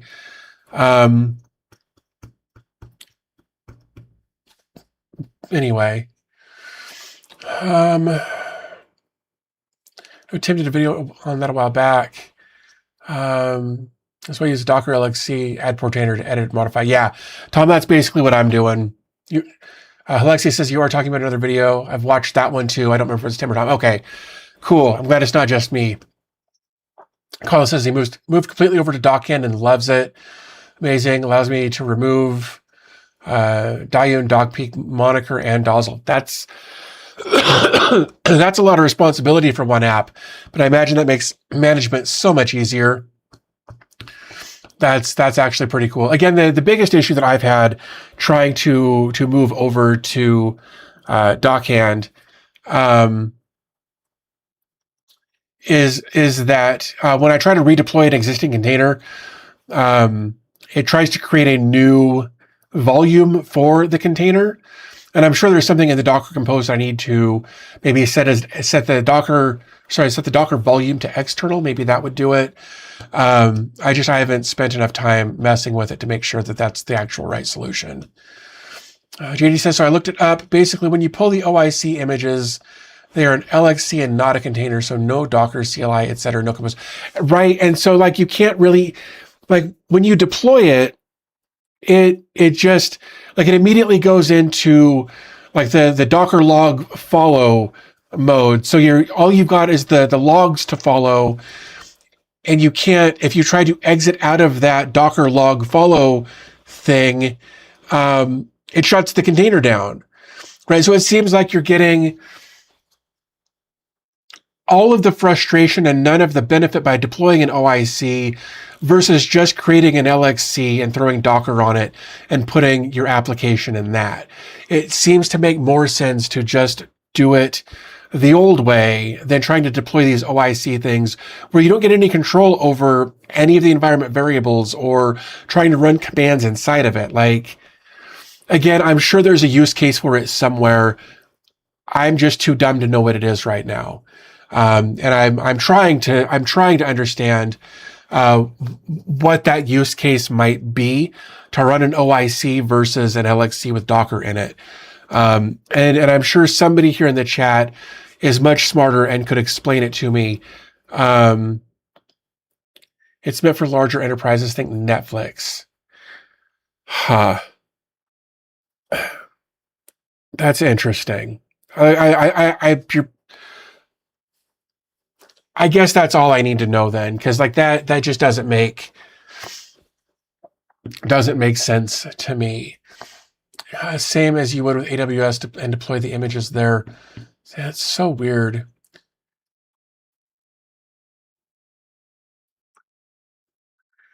When I bought my first apartment and living there, it sounds like a fun thing to do, a major overhaul of my home lab, including the installed stuff and moving to other apps and remove the unneeded apps. I agree, just the scale thing.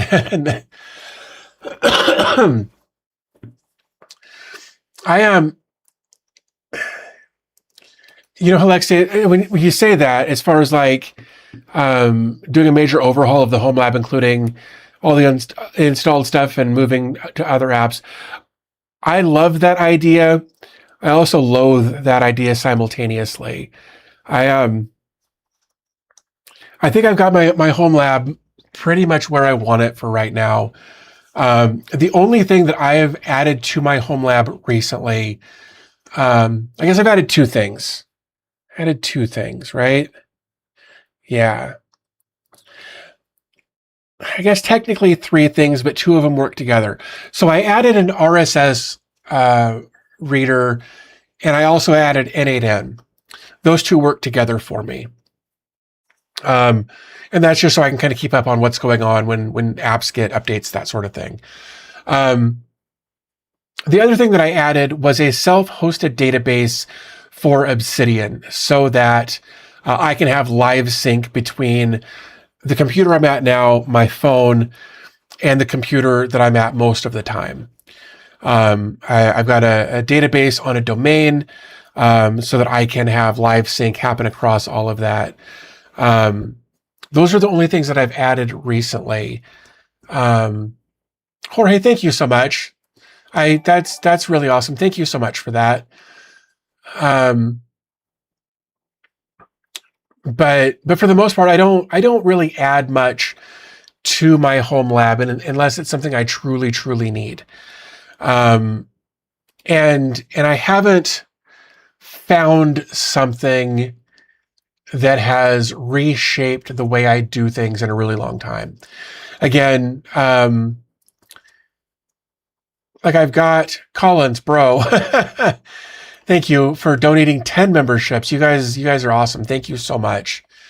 That will go a long way to help offset my inability to make content for the last couple of weeks. So thank you. Genuinely thank you for that. So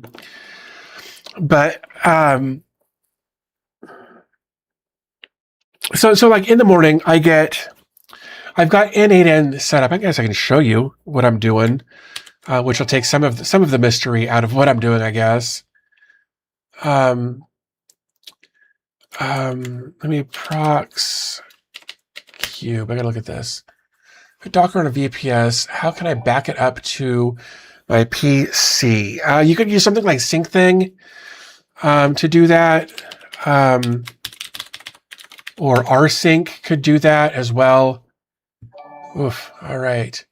Is it still doing that? Let me turn that down.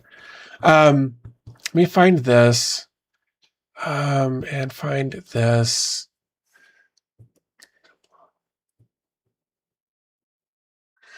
LXC is good until you need a block device or USB. I don't know that I necessarily agree with you on that.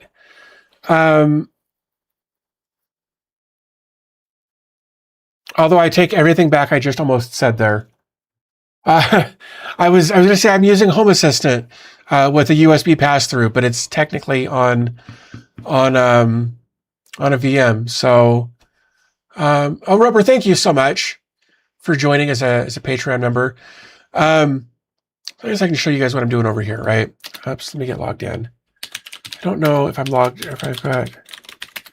Yeah, I don't. Okay, that's fine. Oh, thank you so much. Appreciate you. Oops, that's not the right one. There it is. Let me see what these are running on. Docker PS. So fresh RSS is running on port 8080. Oops. So I need to grab this IP address. Right. So here I've got fresh RSS, and it just keeps me updated on what I'm doing on different apps. I need to add more of apps in here to keep updated on. But I've also got N8N running, which is on port 5678. 5678. Let me get logged in here real quick.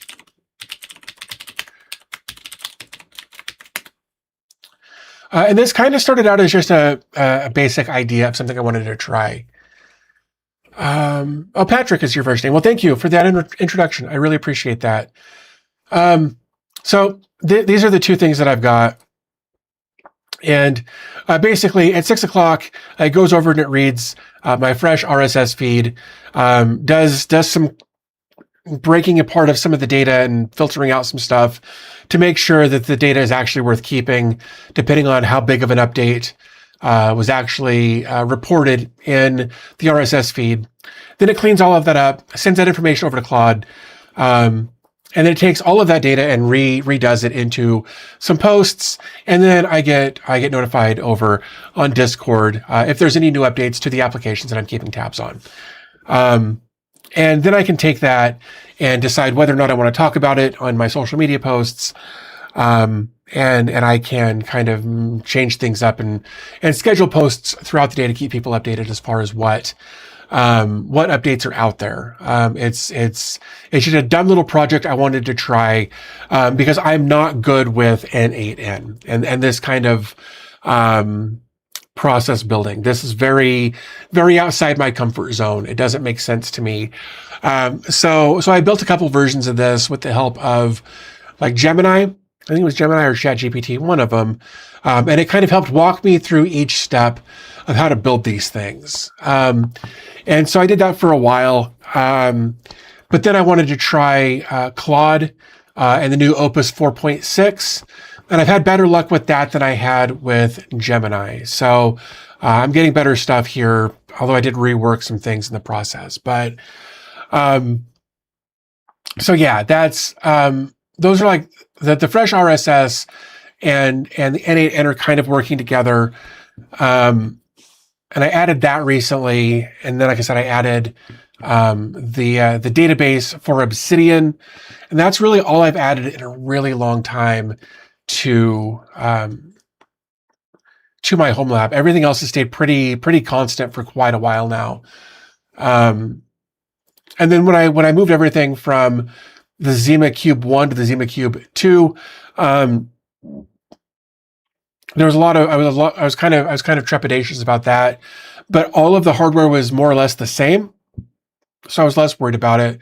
And luckily, it all played out very well. And I was while I was apprehensive, I was really glad that everything just kind of translated over with no real issues. I'm at the point after so many updates on software to the point of so many services are now buggy that I almost want to flush the whole thing down the drain and rebuild it all. Say almost. Yeah, I am so far behind on my updates across the board, and it's something that I really need to sit down one of these days and do, but I've been really bad about it. Borgstrom says, I don't like to use LXC for anything that might be exposed to the internet because it shares the host kernel. Yeah, we talked about that a little bit.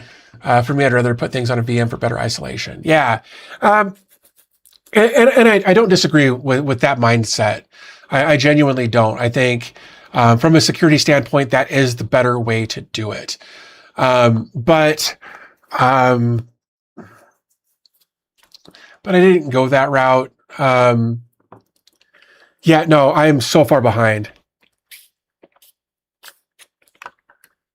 I am so far behind on my updates. Just to show you this. Oops, I don't want to show you that. I'll show you this. This is my Home Assistant. That's just my Home Assistant. Now, when I say it's just my Home Assistant, it's the stuff attached to my Home Assistant, but that also includes Home Assistant stuff. It also includes some of my network stuff. Way behind there. I need to go through my Godify so I can figure out which updates I need to do for all of the different stuff that's getting updates from the forked version of Watchtower. I'm just behind on everything. Every good product goes this way by building from good to full enshittification. Yeah. Have you guys seen the enshittification video? I'm not going to play it here, but I'm going to share it. YouTube, and I'm going to share it here because I think it's an interesting video. If you haven't seen this, I highly encourage you to watch it, especially because it's from a government agency. It's from here, the Norwegian Consumer Council. To my knowledge, that is an actual agency. Maybe I'm being fooled. I'm willing to accept that. But it's a brilliant video. It's like 5 minutes long. So when you got some time, it's exactly 4 minutes long. It's definitely worth a look. Let's see.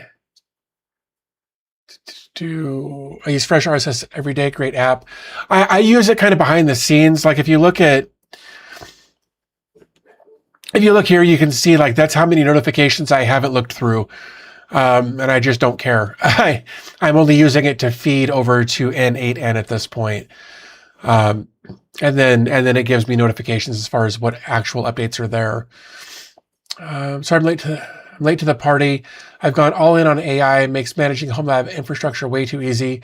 The latest is hooking up Claude Code to Discord and chatting to create new VMs. Wow, that is an interesting idea, Josh. I would actually like to talk to you about that. I think that might be an interesting concept. Um, I would really like to talk to you about that, and kind of pick your brain a little bit at some point. If you're up for it. I don't want you to feel pressured. I don't want you to feel obligated. You brought up an interesting idea that's got me wondering. So I would love to pick your brain about it. Oops. Yeah, whatever happened to if it ain't broke, don't fix it. Watch the video that's linked up there. Um, it will explain the whole process. I want to love fresh RSS, but feel the AI is clunky. I agree with that. Finn says, "Oh yeah, here in Norway we have some good things still. That's awesome. I've seen this. It's hilarious and deeply depressing at the same time." I 100% agree with that. I watched another video about that subject from Enrico. I think that's the name. It's a good watch. I believe that. Vass says, "Damn it, I bought one of those thumbnail size card readers. Cannot for the life of me find it anywhere." Oh, that sucks. That sucks a lot. Was it like an RFID tag reader thing? Happy to chat whenever. I think my Discord username is the same as my YouTube username. Cool. That's awesome. Thank you, Josh. I appreciate that. Nope. Let's go over to general chat. Yep, I found you over on Discord. I might shoot you a message later. Thank you for that. I use Fresh RSS, but access it using Fluent Reader Lite on my phone when I'm on the go. Huh. It's crazy. It's crazy the things that we're able to integrate together. Oh, it's a micro SD card reader. Oh, I hate those so much. Oh, I hate them. I'm really glad that my the docks that I have both here and in there have SD and micro SD card readers, so I don't have to have adapters and plugins and all that kind of nonsense. Yeah, watching now. Yeah, no, definitely. It's definitely worth the 4 minutes. It's funny. It's engaging. It's depressing. Being IB mainframes and punch cards allows me not to see the vids. Be well, Sim. Well, thank you. I appreciate that. I'm trying, man. It's been a multitude of things between being sick for a couple of weeks and my brain being dumb on top of it, and then the two working together. I'm just in this constant fog. And I'm trying to get through it again. Hopefully my appointment Tuesday will shed some light on some things, as a follow up to the new med that she put me on. Hopefully we can get some more thoughts on the nonsense that's been happening as a result of that. But, yeah, let's see. Maybe one of these days I'll do some updates. That'd be good. It's a good primer for Corey. Dr. O's excellent book. Was he the one that wrote the book about enshittification? Yeah, why everything suddenly got worse and what to do about it. Yeah, that's on craphound.com. Sorry guys, I apologize. That's awful. Oops. That's the one. All right. Yeah, I'll have to. Let's take a look. Let's do this. Hardcover. Whew. Man, that's look, probably totally 100% worth it. It's just weird to see a Kindle and a paperback almost the same price. That's crazy. But yeah, I would be curious. 352 pages. Yeah, I'd be curious to get some thought on that. Jan, thank you so much for donating a membership. Tea time. Yep. She actually snuck in. If I'd had this open, you probably would have seen her, but I think we were here when she came in. She brought me iced tea with lemon. So I'm super, super happy about that. In fact, the water I've been drinking here also has lemon in it to help with my throat. Again, it's been like 3 weeks since I've talked to this much. So yeah, no, my voice is definitely starting to sound different. I can hear it. I listen to the audiobook much easier for an ADDer like myself or ADHDer. But yeah, I don't know, man. I feel like with where my brain is right now, I would need to have somebody on video reading it to me. And I hate that so much. I hate that that's where my brain is right now, that my attention span needs a visual to stay focused on it. And reading, and I don't know, like reading's been real rough for me the last few weeks. Again, this brain fog that I've been in because of being sick and the new meds has been well, that's it right there. It's frustrating and demoralizing. I don't know about terrifying, but definitely frustrating and demoralizing. So maybe I'll relate enough that I can read it and have a better idea of what Corey Doctorow has to say about it, because it is a very sad state of affairs where we are right now. And I think the last time I actually listened to an audiobook was, oh man, years ago. Probably 13 years ago, 14 years ago, the last time I listened to an audiobook. I was driving from Colorado to Idaho, and Kevin Smith had put out an audiobook about his life or something. And I've always been a big Kevin Smith fan. And I like to listen to him talk. He's very engaging when he talks. So I think that was the last one I listened to and it was like the perfect length to get me from point A to point B. It was great. But I haven't listened to an audiobook in a really long time. Crazy Finn says, I appreciate your video. You made me able to put some words on the same things I struggle with. So I show my doctor. Oh, you mean the video I put out on my other channel?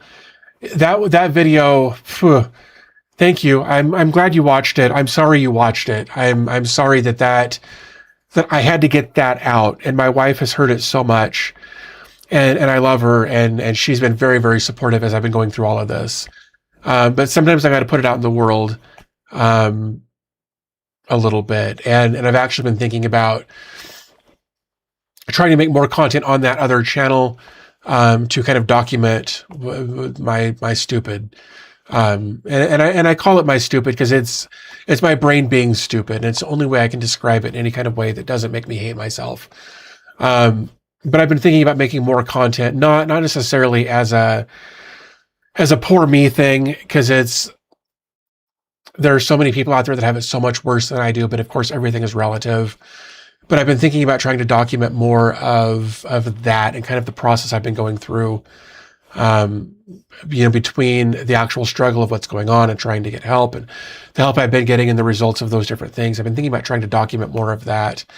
I've been, like I said, I've been keeping kind of a journal in Obsidian. I don't know. I've been thinking about it just because I think, like you said, if it helped you being able to put some words on the same things that you're struggling with, maybe if I document it, I can help some other people as well. Because I know how it feels to be in this brain, and I know I'm not the only one that feels it, but there have been several other people that have created, there's this whole subgenre of content about mental health and that sort of thing, right? And one of my biggest frustrations I won't talk about this too long about it right now, but one of my biggest frustrations with that, with most of that genre of content is, isn't it quirky when I forget something? Isn't it funny when I break down and I just can't deal anymore? Isn't it hilarious when this awful thing in my brain happens? Isn't this the funniest thing ever? No, it's not. It's absolutely not funny. It's not quirky. It's not clever. It's not any of those things. It sucks. It sucks a lot. And it's not fun. It's not amusing. And I think I want to present my version of it, because, while sometimes those videos can be funny, the funny parts are so outweighed by the not funny parts. And that's the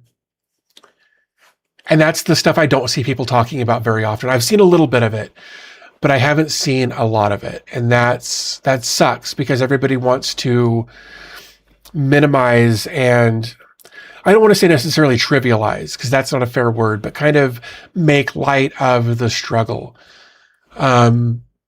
And I feel like that leaves people who are struggling feel less.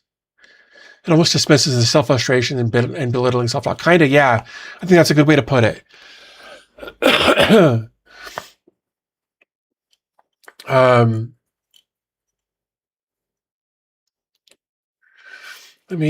I'm trying to go back up.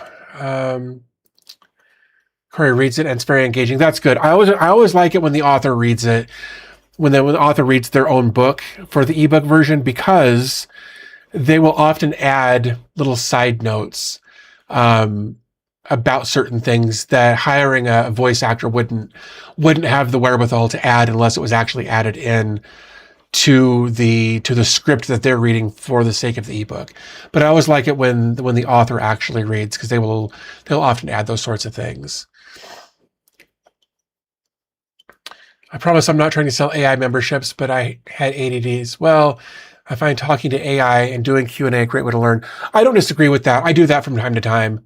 When I'm working on a script for a video, for instance, like, I'm not good at linear storytelling because of the ADHD.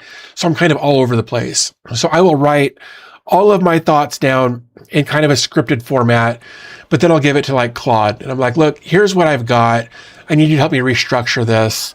And I was like, but I also want you to ask me questions, interview me about this, to fill in the blanks and kind of, and help restructure the script a little bit. And it'll take the, 1,000 or 2,000 words or whatever I've given it, and restructure it into something that's more engaging. It'll ask me questions. It'll go through this whole process and then spit something out. And then I will take what it spit out and then tweak it to be my voice, not Claude, not Gemini, not ChatGPT's voice. And that's kind of been my process for a while with writing scripted content. So that I'm getting a better overall story arc or whatever to keep things engaging along the way. But still keeping it my voice, my tone, my cadence, my whatever. So big fan of using AI in that capacity and having it interview me and ask me questions about what's going on, that sort of thing. So I was going to create an audiobook from our printed book. Not all book forms translate well into audio. That's true. That's very, very true. It's funny. I was watching, I've lost it. Hold on. I got to figure out who this was. Damn it. 192.168. I was watching Jim Jeffries. It finally came to me. I was watching one of his stand-up specials recently. He's an Australian comedian, been a big fan for a long time. He's one of those people that says really, really awful things for the sake of saying really, really awful things. And he addresses that in this special. And he's like, I need you to understand that when I'm up here, I'm a comedian and I'm saying awful things because I think they're funny things to say, not because I actually believe them. right? And he was talking about one of the reviews that he got on a previous stand-up tour, and he's like, my whole thing is kind of like the personality and the inflection, the tone, the cadence. That's my whole thing. So like I can say these awful things with kind of a wink, wink, nudge, nudge kind of thing. And he's like, but when you read the things that I have read out of context without that wink, wink, nudge, nudge, and the tone and the inflection, they're awful things. And it's funny that things often don't translate back and forth very well, depending on what the topic is or that sort of thing. Let's see. Crazy Finn says, yes, that video, I'm glad you did it because it can help someone else not feel alone with these issues. Also, that alone can help them fight the struggles and maybe find a solution. I appreciate that. I genuinely think I may start making more content on that channel about some of this stuff, just because. Another business, not promoting it here, just stating the challenge. I think we have the same material, different flow. I have a question. I was thinking about replacing my desk PC with a mini PC using my i5-13500 as my new home server, but I don't know how Proxmox handle the E-core, P-cores, and would it be worth it? I don't know why it wouldn't. Like the Zima Cube is like a Zima Cube. Damn it. Zima Cube. Hold on, I don't remember what so the one I have is an i5-1235U, and I'm pretty sure that all of those i5-1235U is just yes, it's got 2 performance cores and 8 efficiency cores, and this thing's a beast. You never know that that's the case. So if you wanted to go that route, I 100% support that. Like my home, or the PC I'm on right now is a mini PC. My home lab is what I just mentioned. I think you'd be just fine. Is Cloud also good for home lab stuff? I've used it for some home lab stuff and helping me figure some things out. The Joshua earlier was saying that he uses Claude to help in his own home lab. I'm gonna talk to him at some point about that. No issues with Proxmox and EP cores. Fixed long ago in the Linux kernel. There you go. Yep. Just opened one of those cheap touchscreens from AliExpress. Ports HD USB-C power port. It's called Type On. Seriously. I've been using it quite a bit. I just set up a dedicated agent for it, and yesterday hooked it into Discord chat. That's really, really intriguing for me, Josh. I'm definitely interested in getting more information about that because it's such an interesting idea.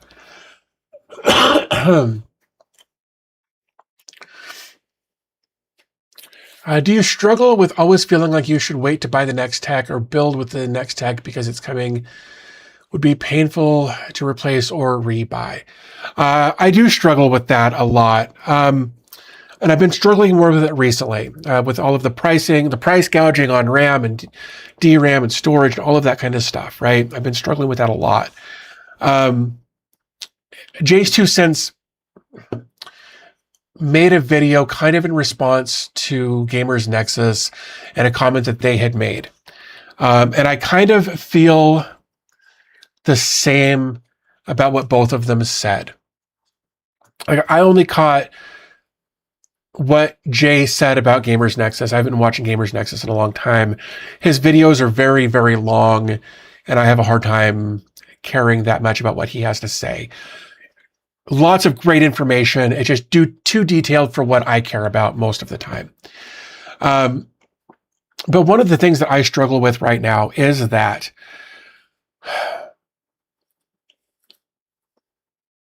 if you want to buy a new Zima board, Zima Cube, mini PC, storage, RAM, whatever,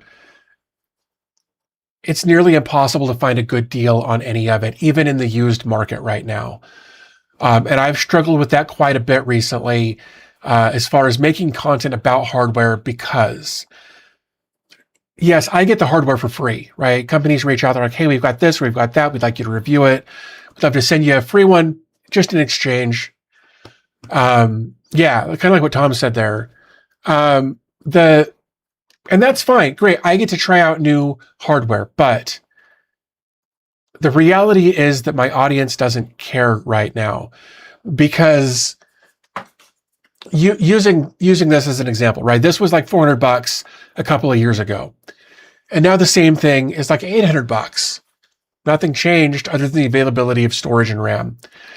And that sucks. It's price gouging across the board for these AI companies, right?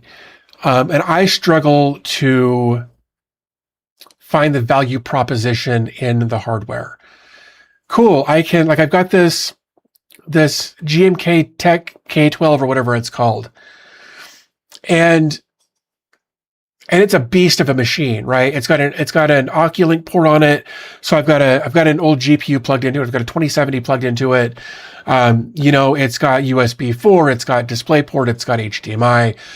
It's got lots, it's got, I think, a 2.5 gig and a 5 gig, or maybe it's 2.5 gig, Ethernet ports. It's a beast of a machine, but who cares, right? Like, who cares? You can't afford it. And I don't say that to be disparaging, but because of the price of everything, it's so ridiculous to try to buy new tech right now because of how expensive everything has gotten along the way.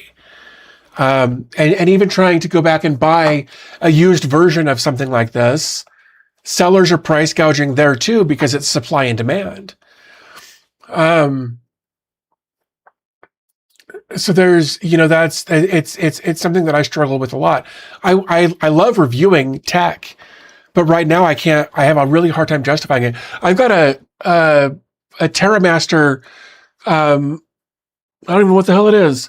It's an F2 425 Plus sitting here. It's never been out of the box. I've never opened the box. And so now it just sits over here because who cares? Like, you can't hardly justify it at this point. Yeah, or $400 bare bone, right? Bought a Windows system like that, and it won't run without crashing for 48 hours, usually much less. It's B-Link. Interesting. I've usually had pretty good luck with B-Link stuff, I think. Oh God, that's so heavy. Like this, I love this. This is brilliant. I love this so much. I have plans for it. That's why it's sitting over here, but I haven't done anything with it. I had it running for weeks without any issue at all. That said, this has got an N95 in it, and I would never run Windows on that. But for a NAS or something like that, this thing's great. But I've heard of other people having similar issues with mini PCs. Getting them and then they crash out a bunch. In fact, I had another Minis Forum mini PC that I bought 3 years ago or something. When I was doing all of the Chasm content after I got my system compromised and I almost lost my YouTube channel. Right, I made a whole series of videos on how you can isolate that stuff in Chasm, and then after I finished that, I used it as my PC for out here for a while, and of course I kept getting hardware, so I was swapping things in and out and whatever. So this Minis Forum PC that I had back a couple of years ago, just sitting on a shelf. My grandma reached out to me having all kinds of issues with her computer, and I was like, let me just send you one. Let me just send you something that will just beat the pants off of anything that you're going to go buy at Best Buy. Because she had gone to Best Buy and bought a tower PC, and it was trash. It was absolute trash. So anyway, I sent her that. She had it for like a year or something, and she's like, hey, I tried to power it on this morning, and it went straight to the BIOS screen. And she actually did say BIOS screen. She actually had her MCSE years ago. So she's fairly competent around tech, which I super appreciate. And I was like, okay, try this, try this, try this. She'd done all of that, no results. It's like, send it to me. I'll take a look. If I can't fix it, I will send you another one. Got it here, popped off the back, checked to make sure everything was still where it was supposed to be, put the bottom back on it, plugged it in, turned it on, and it booted. It took it a minute. Like, it had to do a weird memory training thing, I think, but it booted up to Windows with no issue.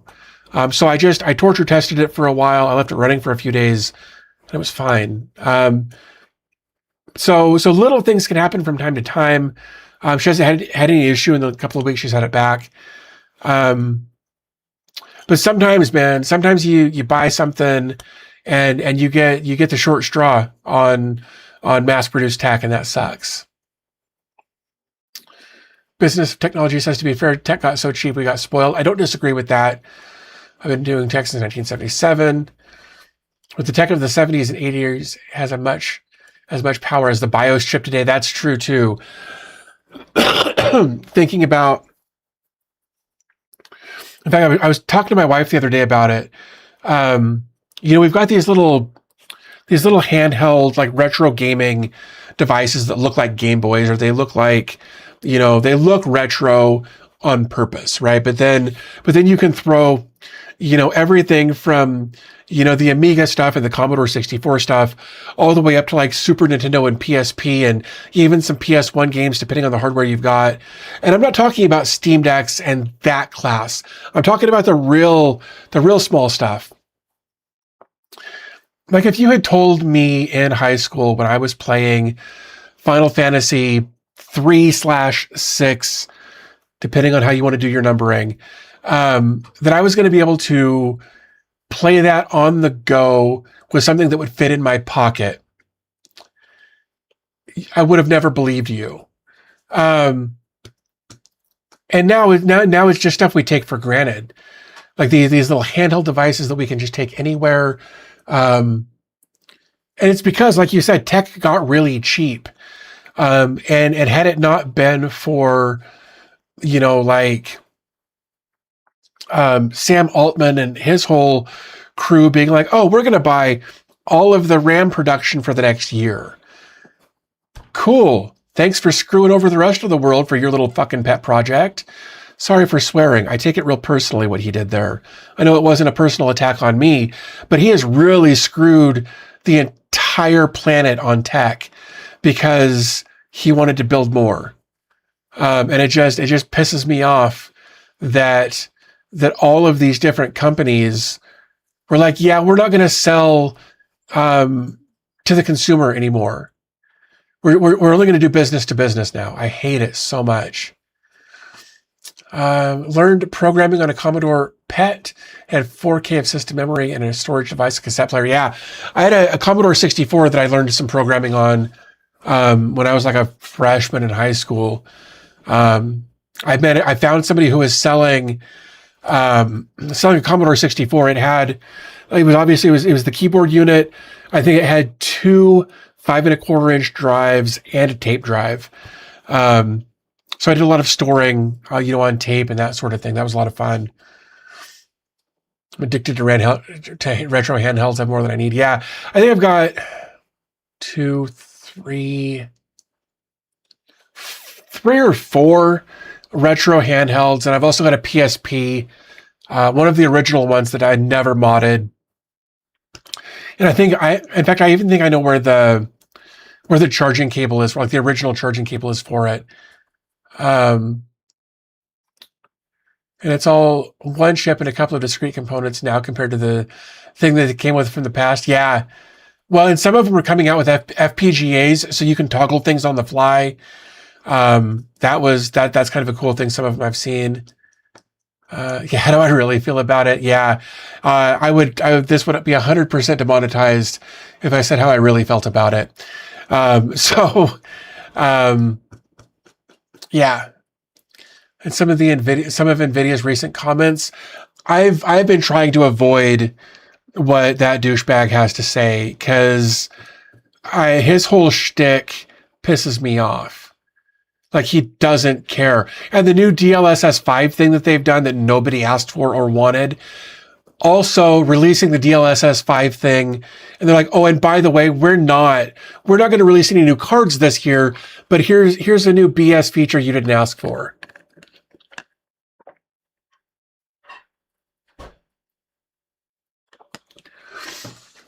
Just the whole thing.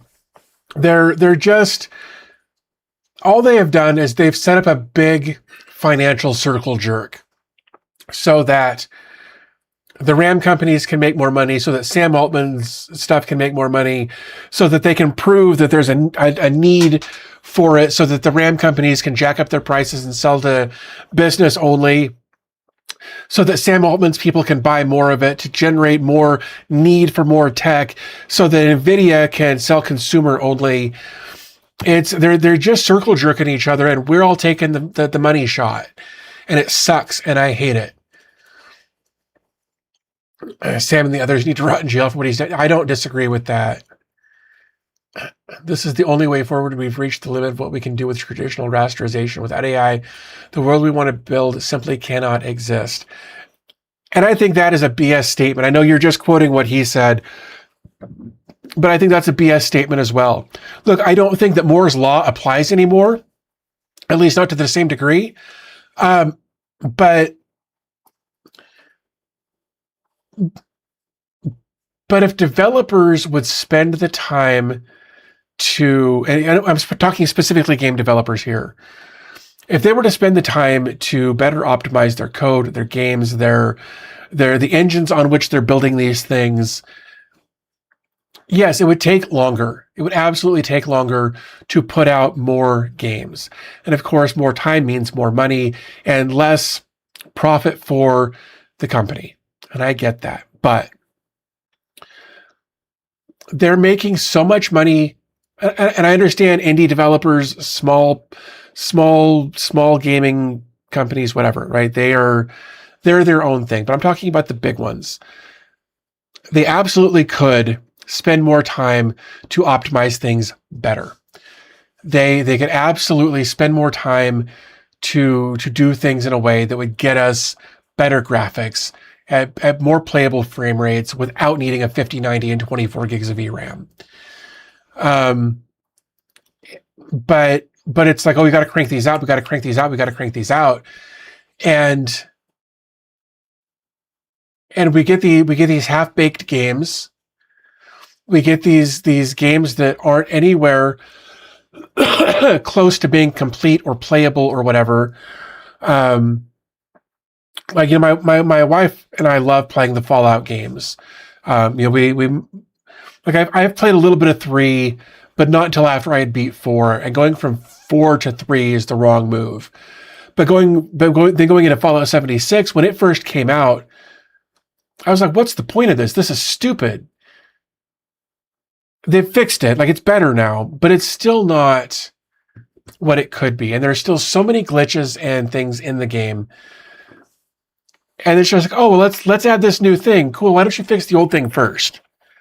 Well, we gotta add the new thing to bring more people in. Oh, so you could have more people pissed off about the glitch that you didn't fix and decided to add this whole new thing. Neat. Well done, numbnuts. If a game that's going to develop their games and optimize it for Xbox and PlayStation, why can't they optimize to perform? So, okay. I actually know the answer to this one, Collins. It's because if you buy a PS5 or you buy an Xbox, there might be 1 to 2 different versions of those. There might be like an Xbox, you know, 1 X. Maybe there's a special version of it that's got extra VRAM or something, right? Same thing with the PlayStation. You're going to get 3 to 4 variations tops, and they can accommodate that. But every PC out there is different. Every GPU, CPU, memory combination out there is different. Whether it's, even if it's a mass-produced box, right? One of the issues that I ran into that I was angry about for a while, and I don't know that I've completely let it go now that I'm thinking about it again. The Business of Technology, thanks so much. Appreciate you being here for a while. Thanks. One of the issues that I had was with the Zima blade. It was the little pocket-sized thing that was kind of a cyberpunk-esque clear case, white vinyl print on it, whatever, right? What pissed me off was that there were two different versions of that device. I'm pretty sure it was that one anyway. There were two different versions of that device. And you didn't know which one you were going to get. The SKUs were the exact same. It was luck of the draw depended on what you got. And I don't remember if it was the Zima Cube, or not the Zima Cube, the Zima Blade. I'm pretty sure it was the Zima Blade. It was one of the Zima devices. Anyway, and this kind of stuff happens. Where you don't know which CPU you're getting. You don't know which version of the RAM you're getting. You don't know. And this is on even mass-produced devices. Hell, I've got the same issue with the soundbar system that I've got in my bedroom. It was sent to me by a company to check out, and I had nothing but issues with it. I was lots of issues with it. And then they're like, oh, well, go to this website and put in your information, and it will give you the new firmware update for your device. That's what I heard from customer service. And I'm like, cool. Thanks for that. I appreciate you guys having the ability to upgrade the firmware because of these issues that I'm having. So I go to the website, and I put in all of my system information, and it's like, cool. There's no update to your specific version. There's another version of the device with the exact same SKU that has a different processor in it. We were able to send an update to that version of this SKU, but not the version of the SKU that you have, even though it's the same SKU. And it's like, cool. So I got the version of the SKU that can't be fixed. Like, what do you like? And I was angry. Like I called him out for a while on social media for not separating the SKUs out. Josh, thanks so much. I will hit you up later. Appreciate it. So it's just, you never, so to go back to Collins's point, it's easy enough for a developer to be like, okay, the PlayStation 5 has these 3 SKUs. We can accommodate these 3 SKUs. The Xbox has these 3 or 4 SKUs. We can accommodate those. When you get into building a computer, even if it's a mass market computer, there's an infinite number of SKUs with different variations of hardware. So to try to accommodate all of that does become absolutely a nightmare. But still, there's got to be a way to accommodate, to account for the lowest common denominator. And start there and make that look as good as you possibly can, and then go up from there. But a lot of these game studios, their developers are getting raked over the coals. They're having to work all of these extra hours. They're getting put into these scenarios where they're working 80 hours a week to meet an arbitrary goal, so that the stock price of the gaming studio stays up. Screw everyone else, get the game out now. We can fix it and patch updates later. That's what happened with Cyberpunk 2077. And it sucks. It's so bad. Windows is doing the same damn thing. They're like, oh, here's an update. Never mind that when you update it, you can't log back into your system. Unless maybe if you reboot, that will work. Hope for the best. There's all of these companies that are forcing these developers to push out code that isn't ready, so the stock price stays high. And that sucks, but that's where we are. That's where we've been for a while, and I don't see it getting any better.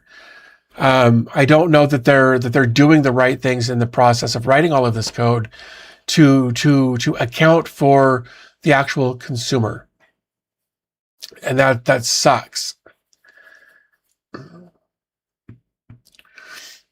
As someone who received their on-spectrum diagnosis in their 50s, I appreciate it. Thank you, Proximo. I do appreciate that. I was diagnosed with the ADHD and possible bipolar diagnosis in my mid 40s, and I've been processing a lot of my past based on that information, which they tell you not to do. But it makes a lot of things make a lot more sense. And now I've just got to figure out how to move forward with this new information. Like what happened with the Steam Cube vaporware due to hardware? Yeah. Users have become the testers, which really sucks. I agree with that. We're all lab rats in the software and tech space. Yep, 100%.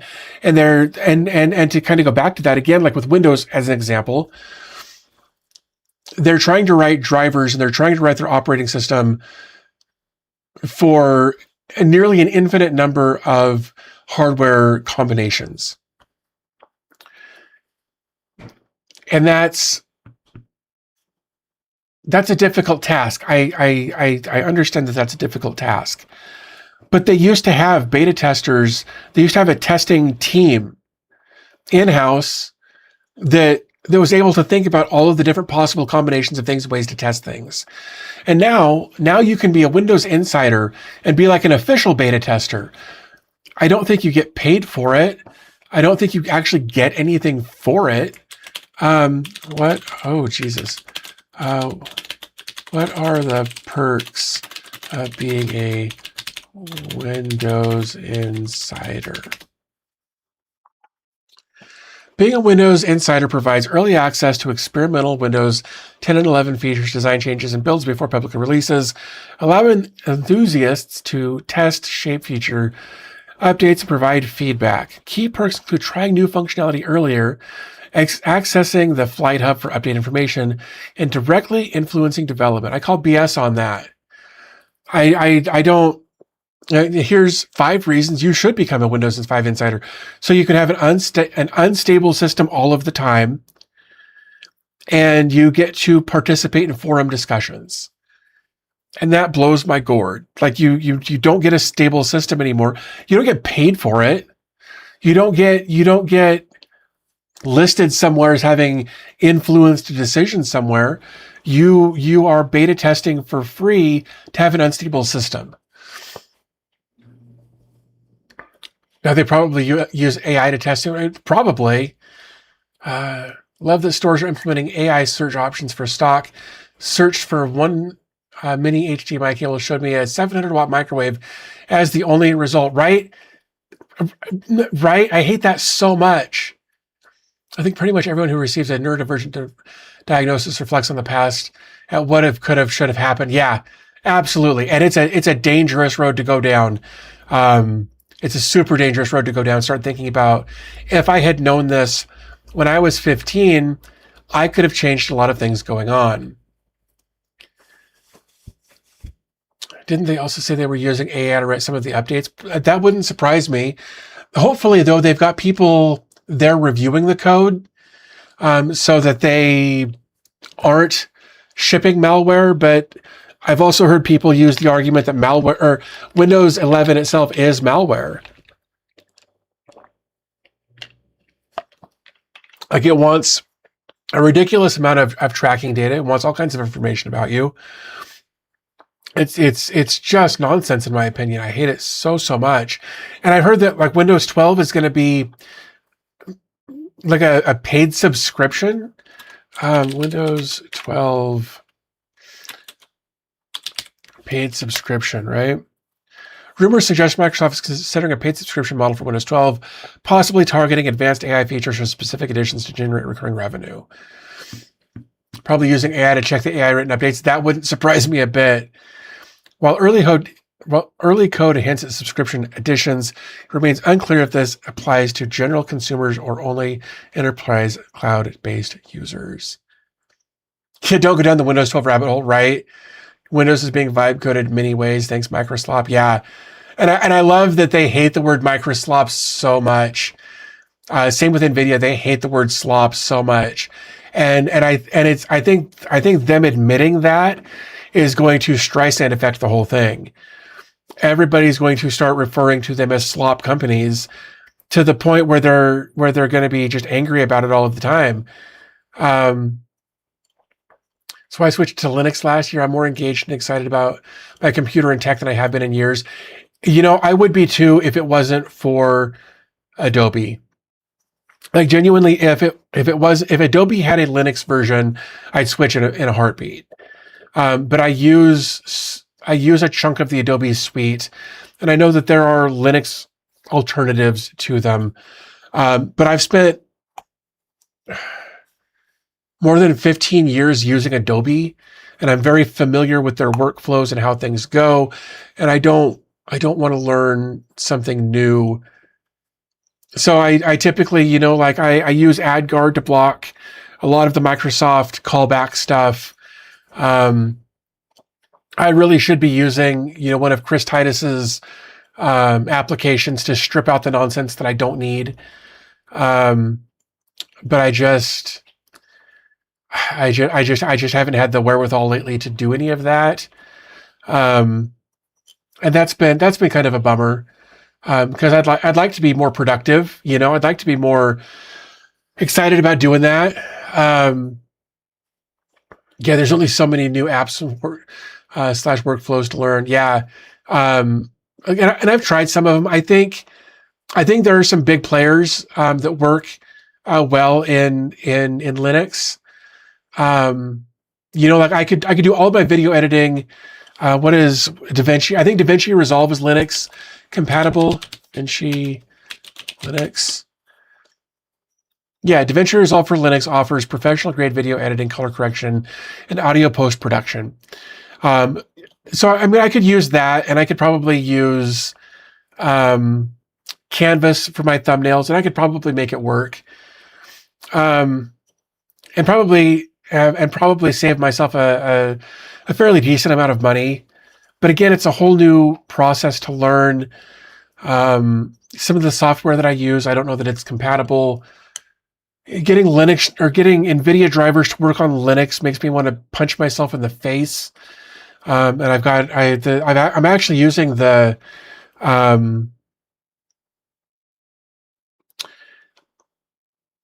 oh balls, I've lost it.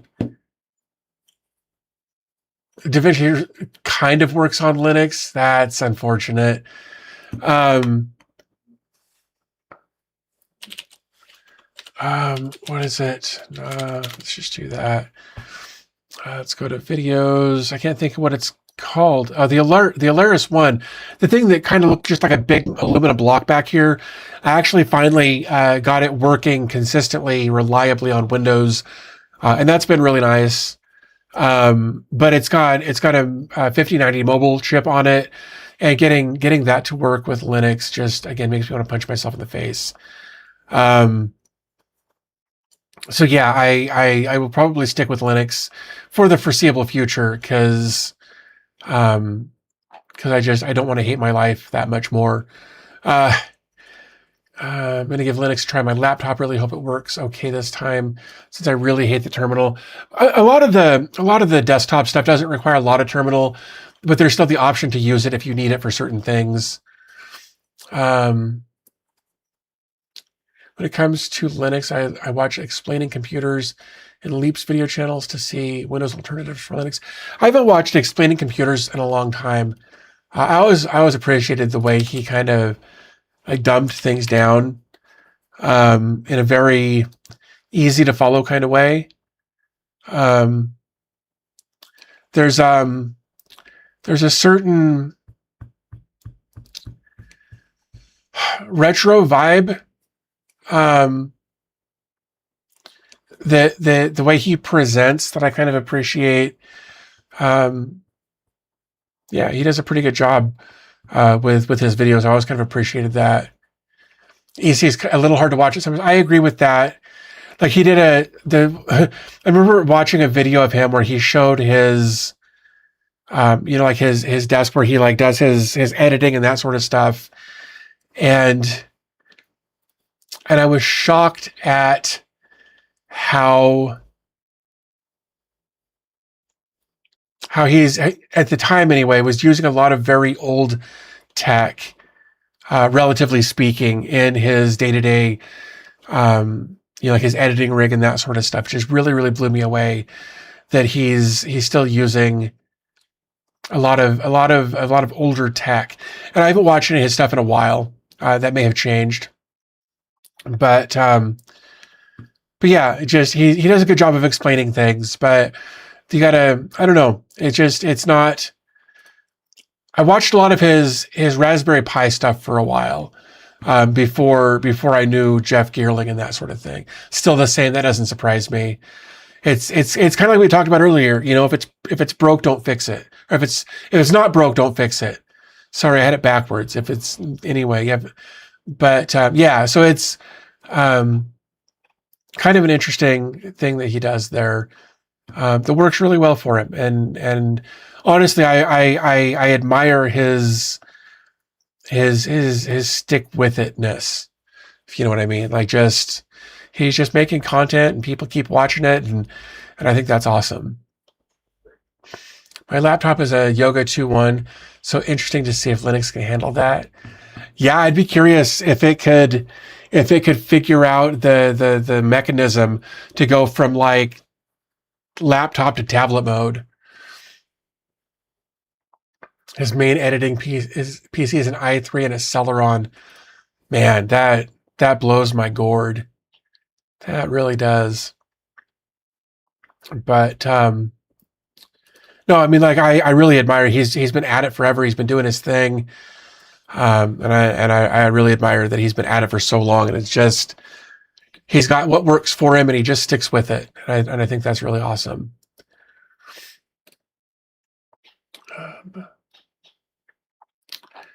And let's see. Oh, that's what that was. So I'm kind of going through clearing out tabs because I don't need all this stuff open. But yeah, hopefully here soon I can start putting together some content that hopefully my brain will start letting me put together some content that will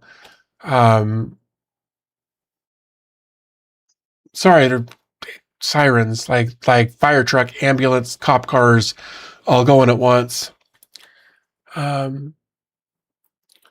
Yeah, he does video production with them also. Yeah, I can't believe that. I do. I absolutely believe it. It's crazy that that's what he's still doing. But anyway, what I was saying was, like, I hope that here soon some of this brain fog clears up. I don't know. Obviously, everybody responds to some of these medications differently, and I don't know how long the average brain fog is on Seroquel. And again, I'm on a very low dose. She started me at 50, and she's like, you can go up to 200 if you want. Dude, I won't be doing 200. That is off the table. Because 50 is almost kicking my butt too much. But I'm going to talk to her about it, let her know what's kind of going on there. Like I said, I've been kicking around some ideas as far as making content about some of the brain stuff. So if you're not, if you're interested in that, is it this? Hold on, med stuff. I think it's this one. Yeah, like there's the other channel that would be where you can follow some other stuff that I've been making content about just every once in a while. Like this was 4 days ago. I deliberately tagged across here to get more views on it. This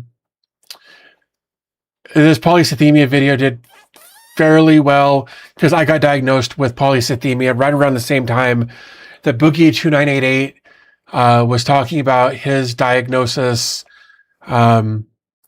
with polycythemia. He's calling it Vera when it most likely isn't. There's a big scandal about that. Just, other updates, kind of some of my health struggles, both mentally and physically. This video was a big hit. What's it like to be in a coma? So anyway, been thinking about making some more content about that, or about what's going on over there. Just again to help me process some stuff in my brain. Let's see. 200 would be like Night of the Living Dead, dude. So you're not wrong.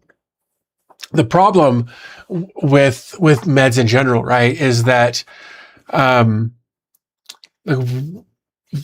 kid is on the spectrum, on the very severe end of the spectrum, needs help literally every aspect of his day. And we've been trying different meds to help him keep his violent tendencies under control. And we started him on 200 milligrams. Maybe we started him on 50 milligrams and immediately jumped to 200 milligrams. And within like 3 months, he was capped out. Like he couldn't take more. We were at 800 milligrams of Seroquel for him. And it was like we were giving him sugar pills. Like it was doing nothing to slow him down.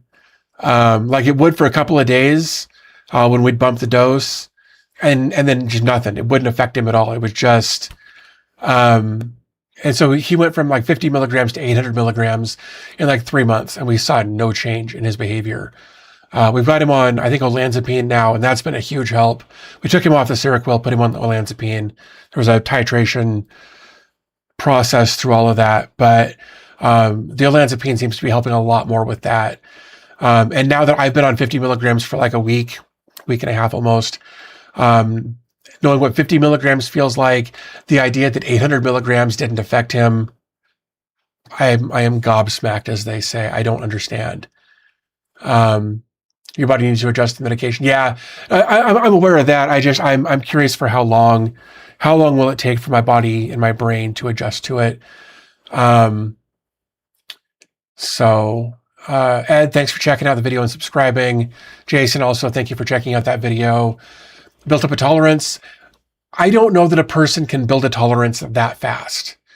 We went from like 50 to 200 to 400 to 600, just back to back to back, or up to 800, just, and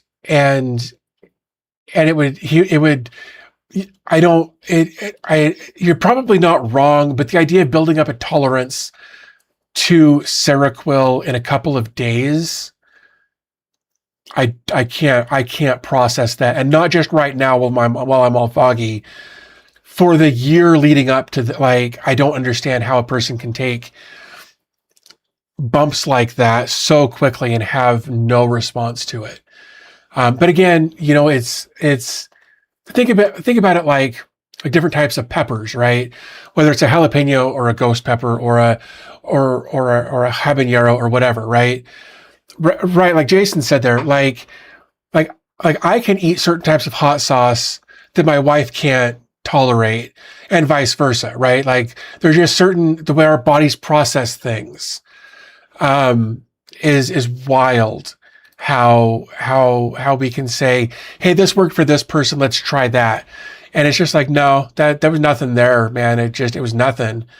Or, like I can take certain over-the-counter things that just knock me the hell out. Or I can take prescription strength things that are actually prescribed to me that have no effect on me at all. And it's just the chemical compositions, the way our bodies process them. They're all different, like everybody's a snowflake, right? And it's possible everybody's is different, and tiny genetic changes can do that. Yeah. Here's the other thing, and I want to clarify this. Genetically, there's no tie here. I am, for all intents and purposes, I'm stepdad, right? Like I've been here for 13 years now, but there's no biological connection between us.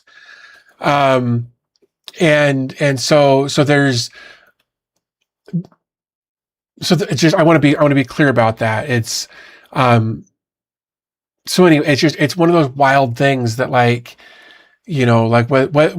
it's Seroquel or whether it's peppers, like everybody's going to process those things in their body differently. And it's just wild that while our genetic makeup across the board is almost identical across 8 billion people, little things in there it will really change how things process in our body.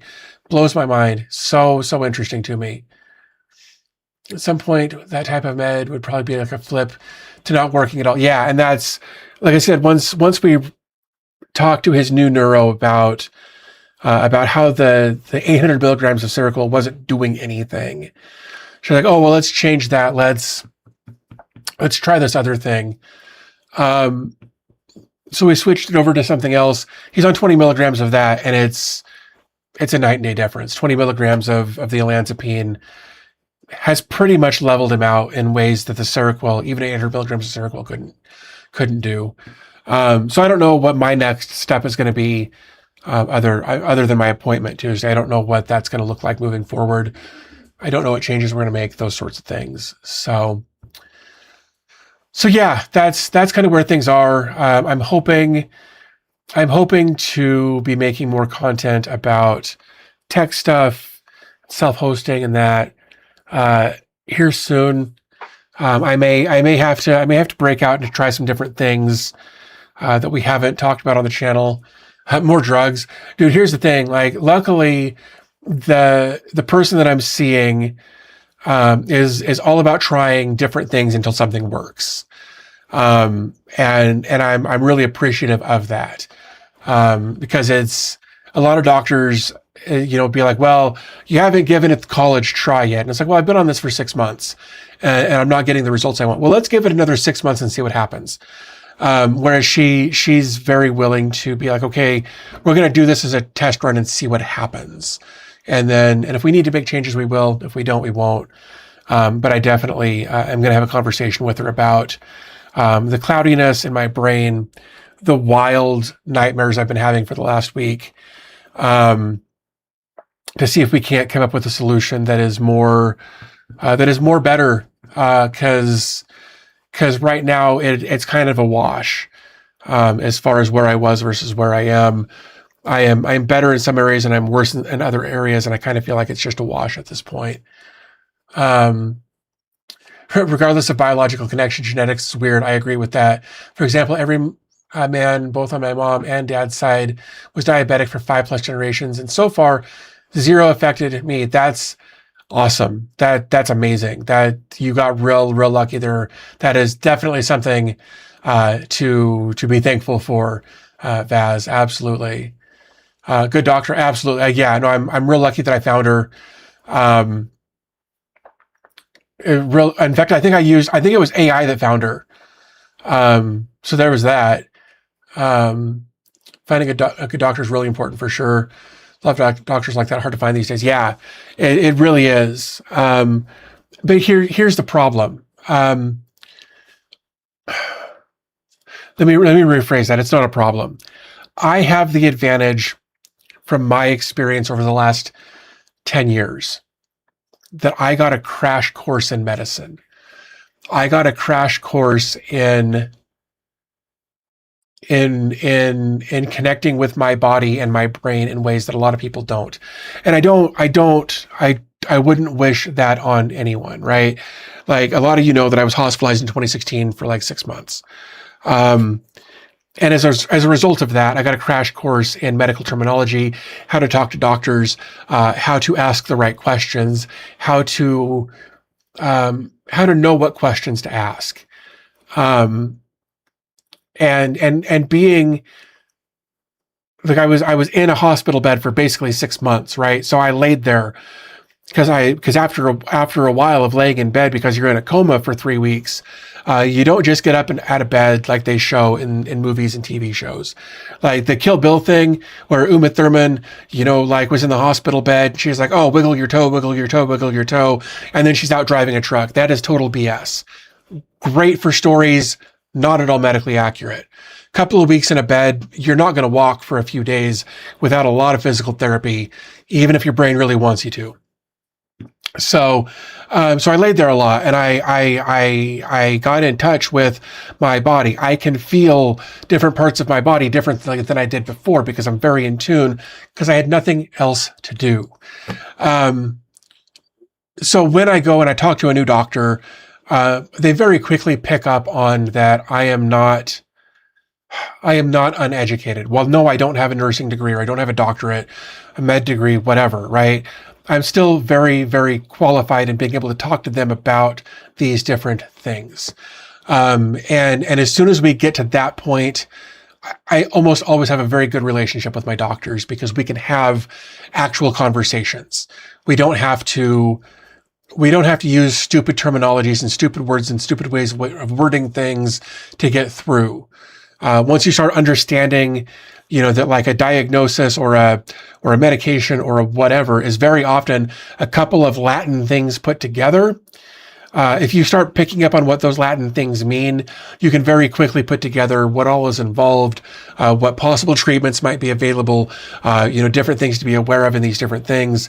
Like while medicine is very complicated, once you start understanding the terminology, it starts to make a lot more sense much more quickly.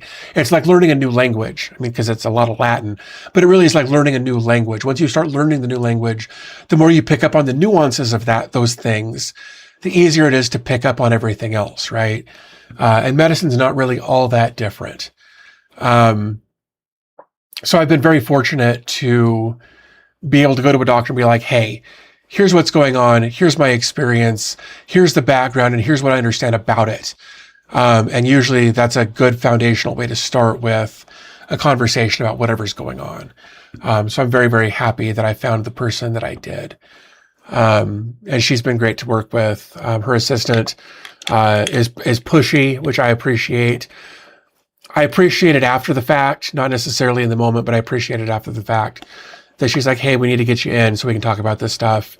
We're like, but I don't want to. She's like, but you really should come in and talk about this. She's real pushy, and I need that sometimes.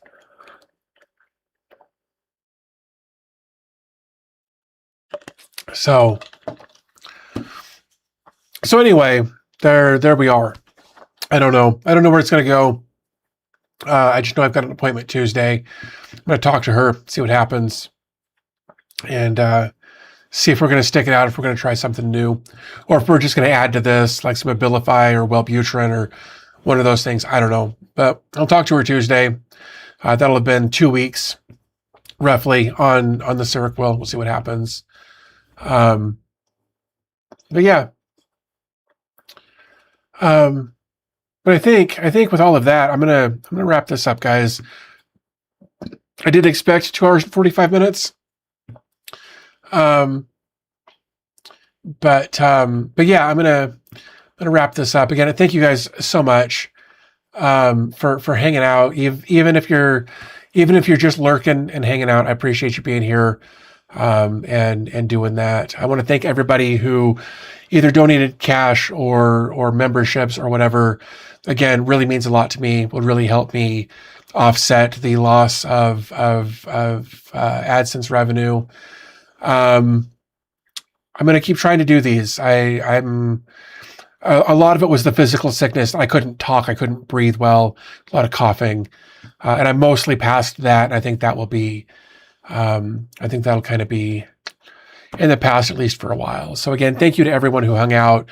An extra special thank you to everybody who donated both money or channel memberships or even joined the Patreon. Appreciate that too. So I hope you guys have a great rest of your weekend.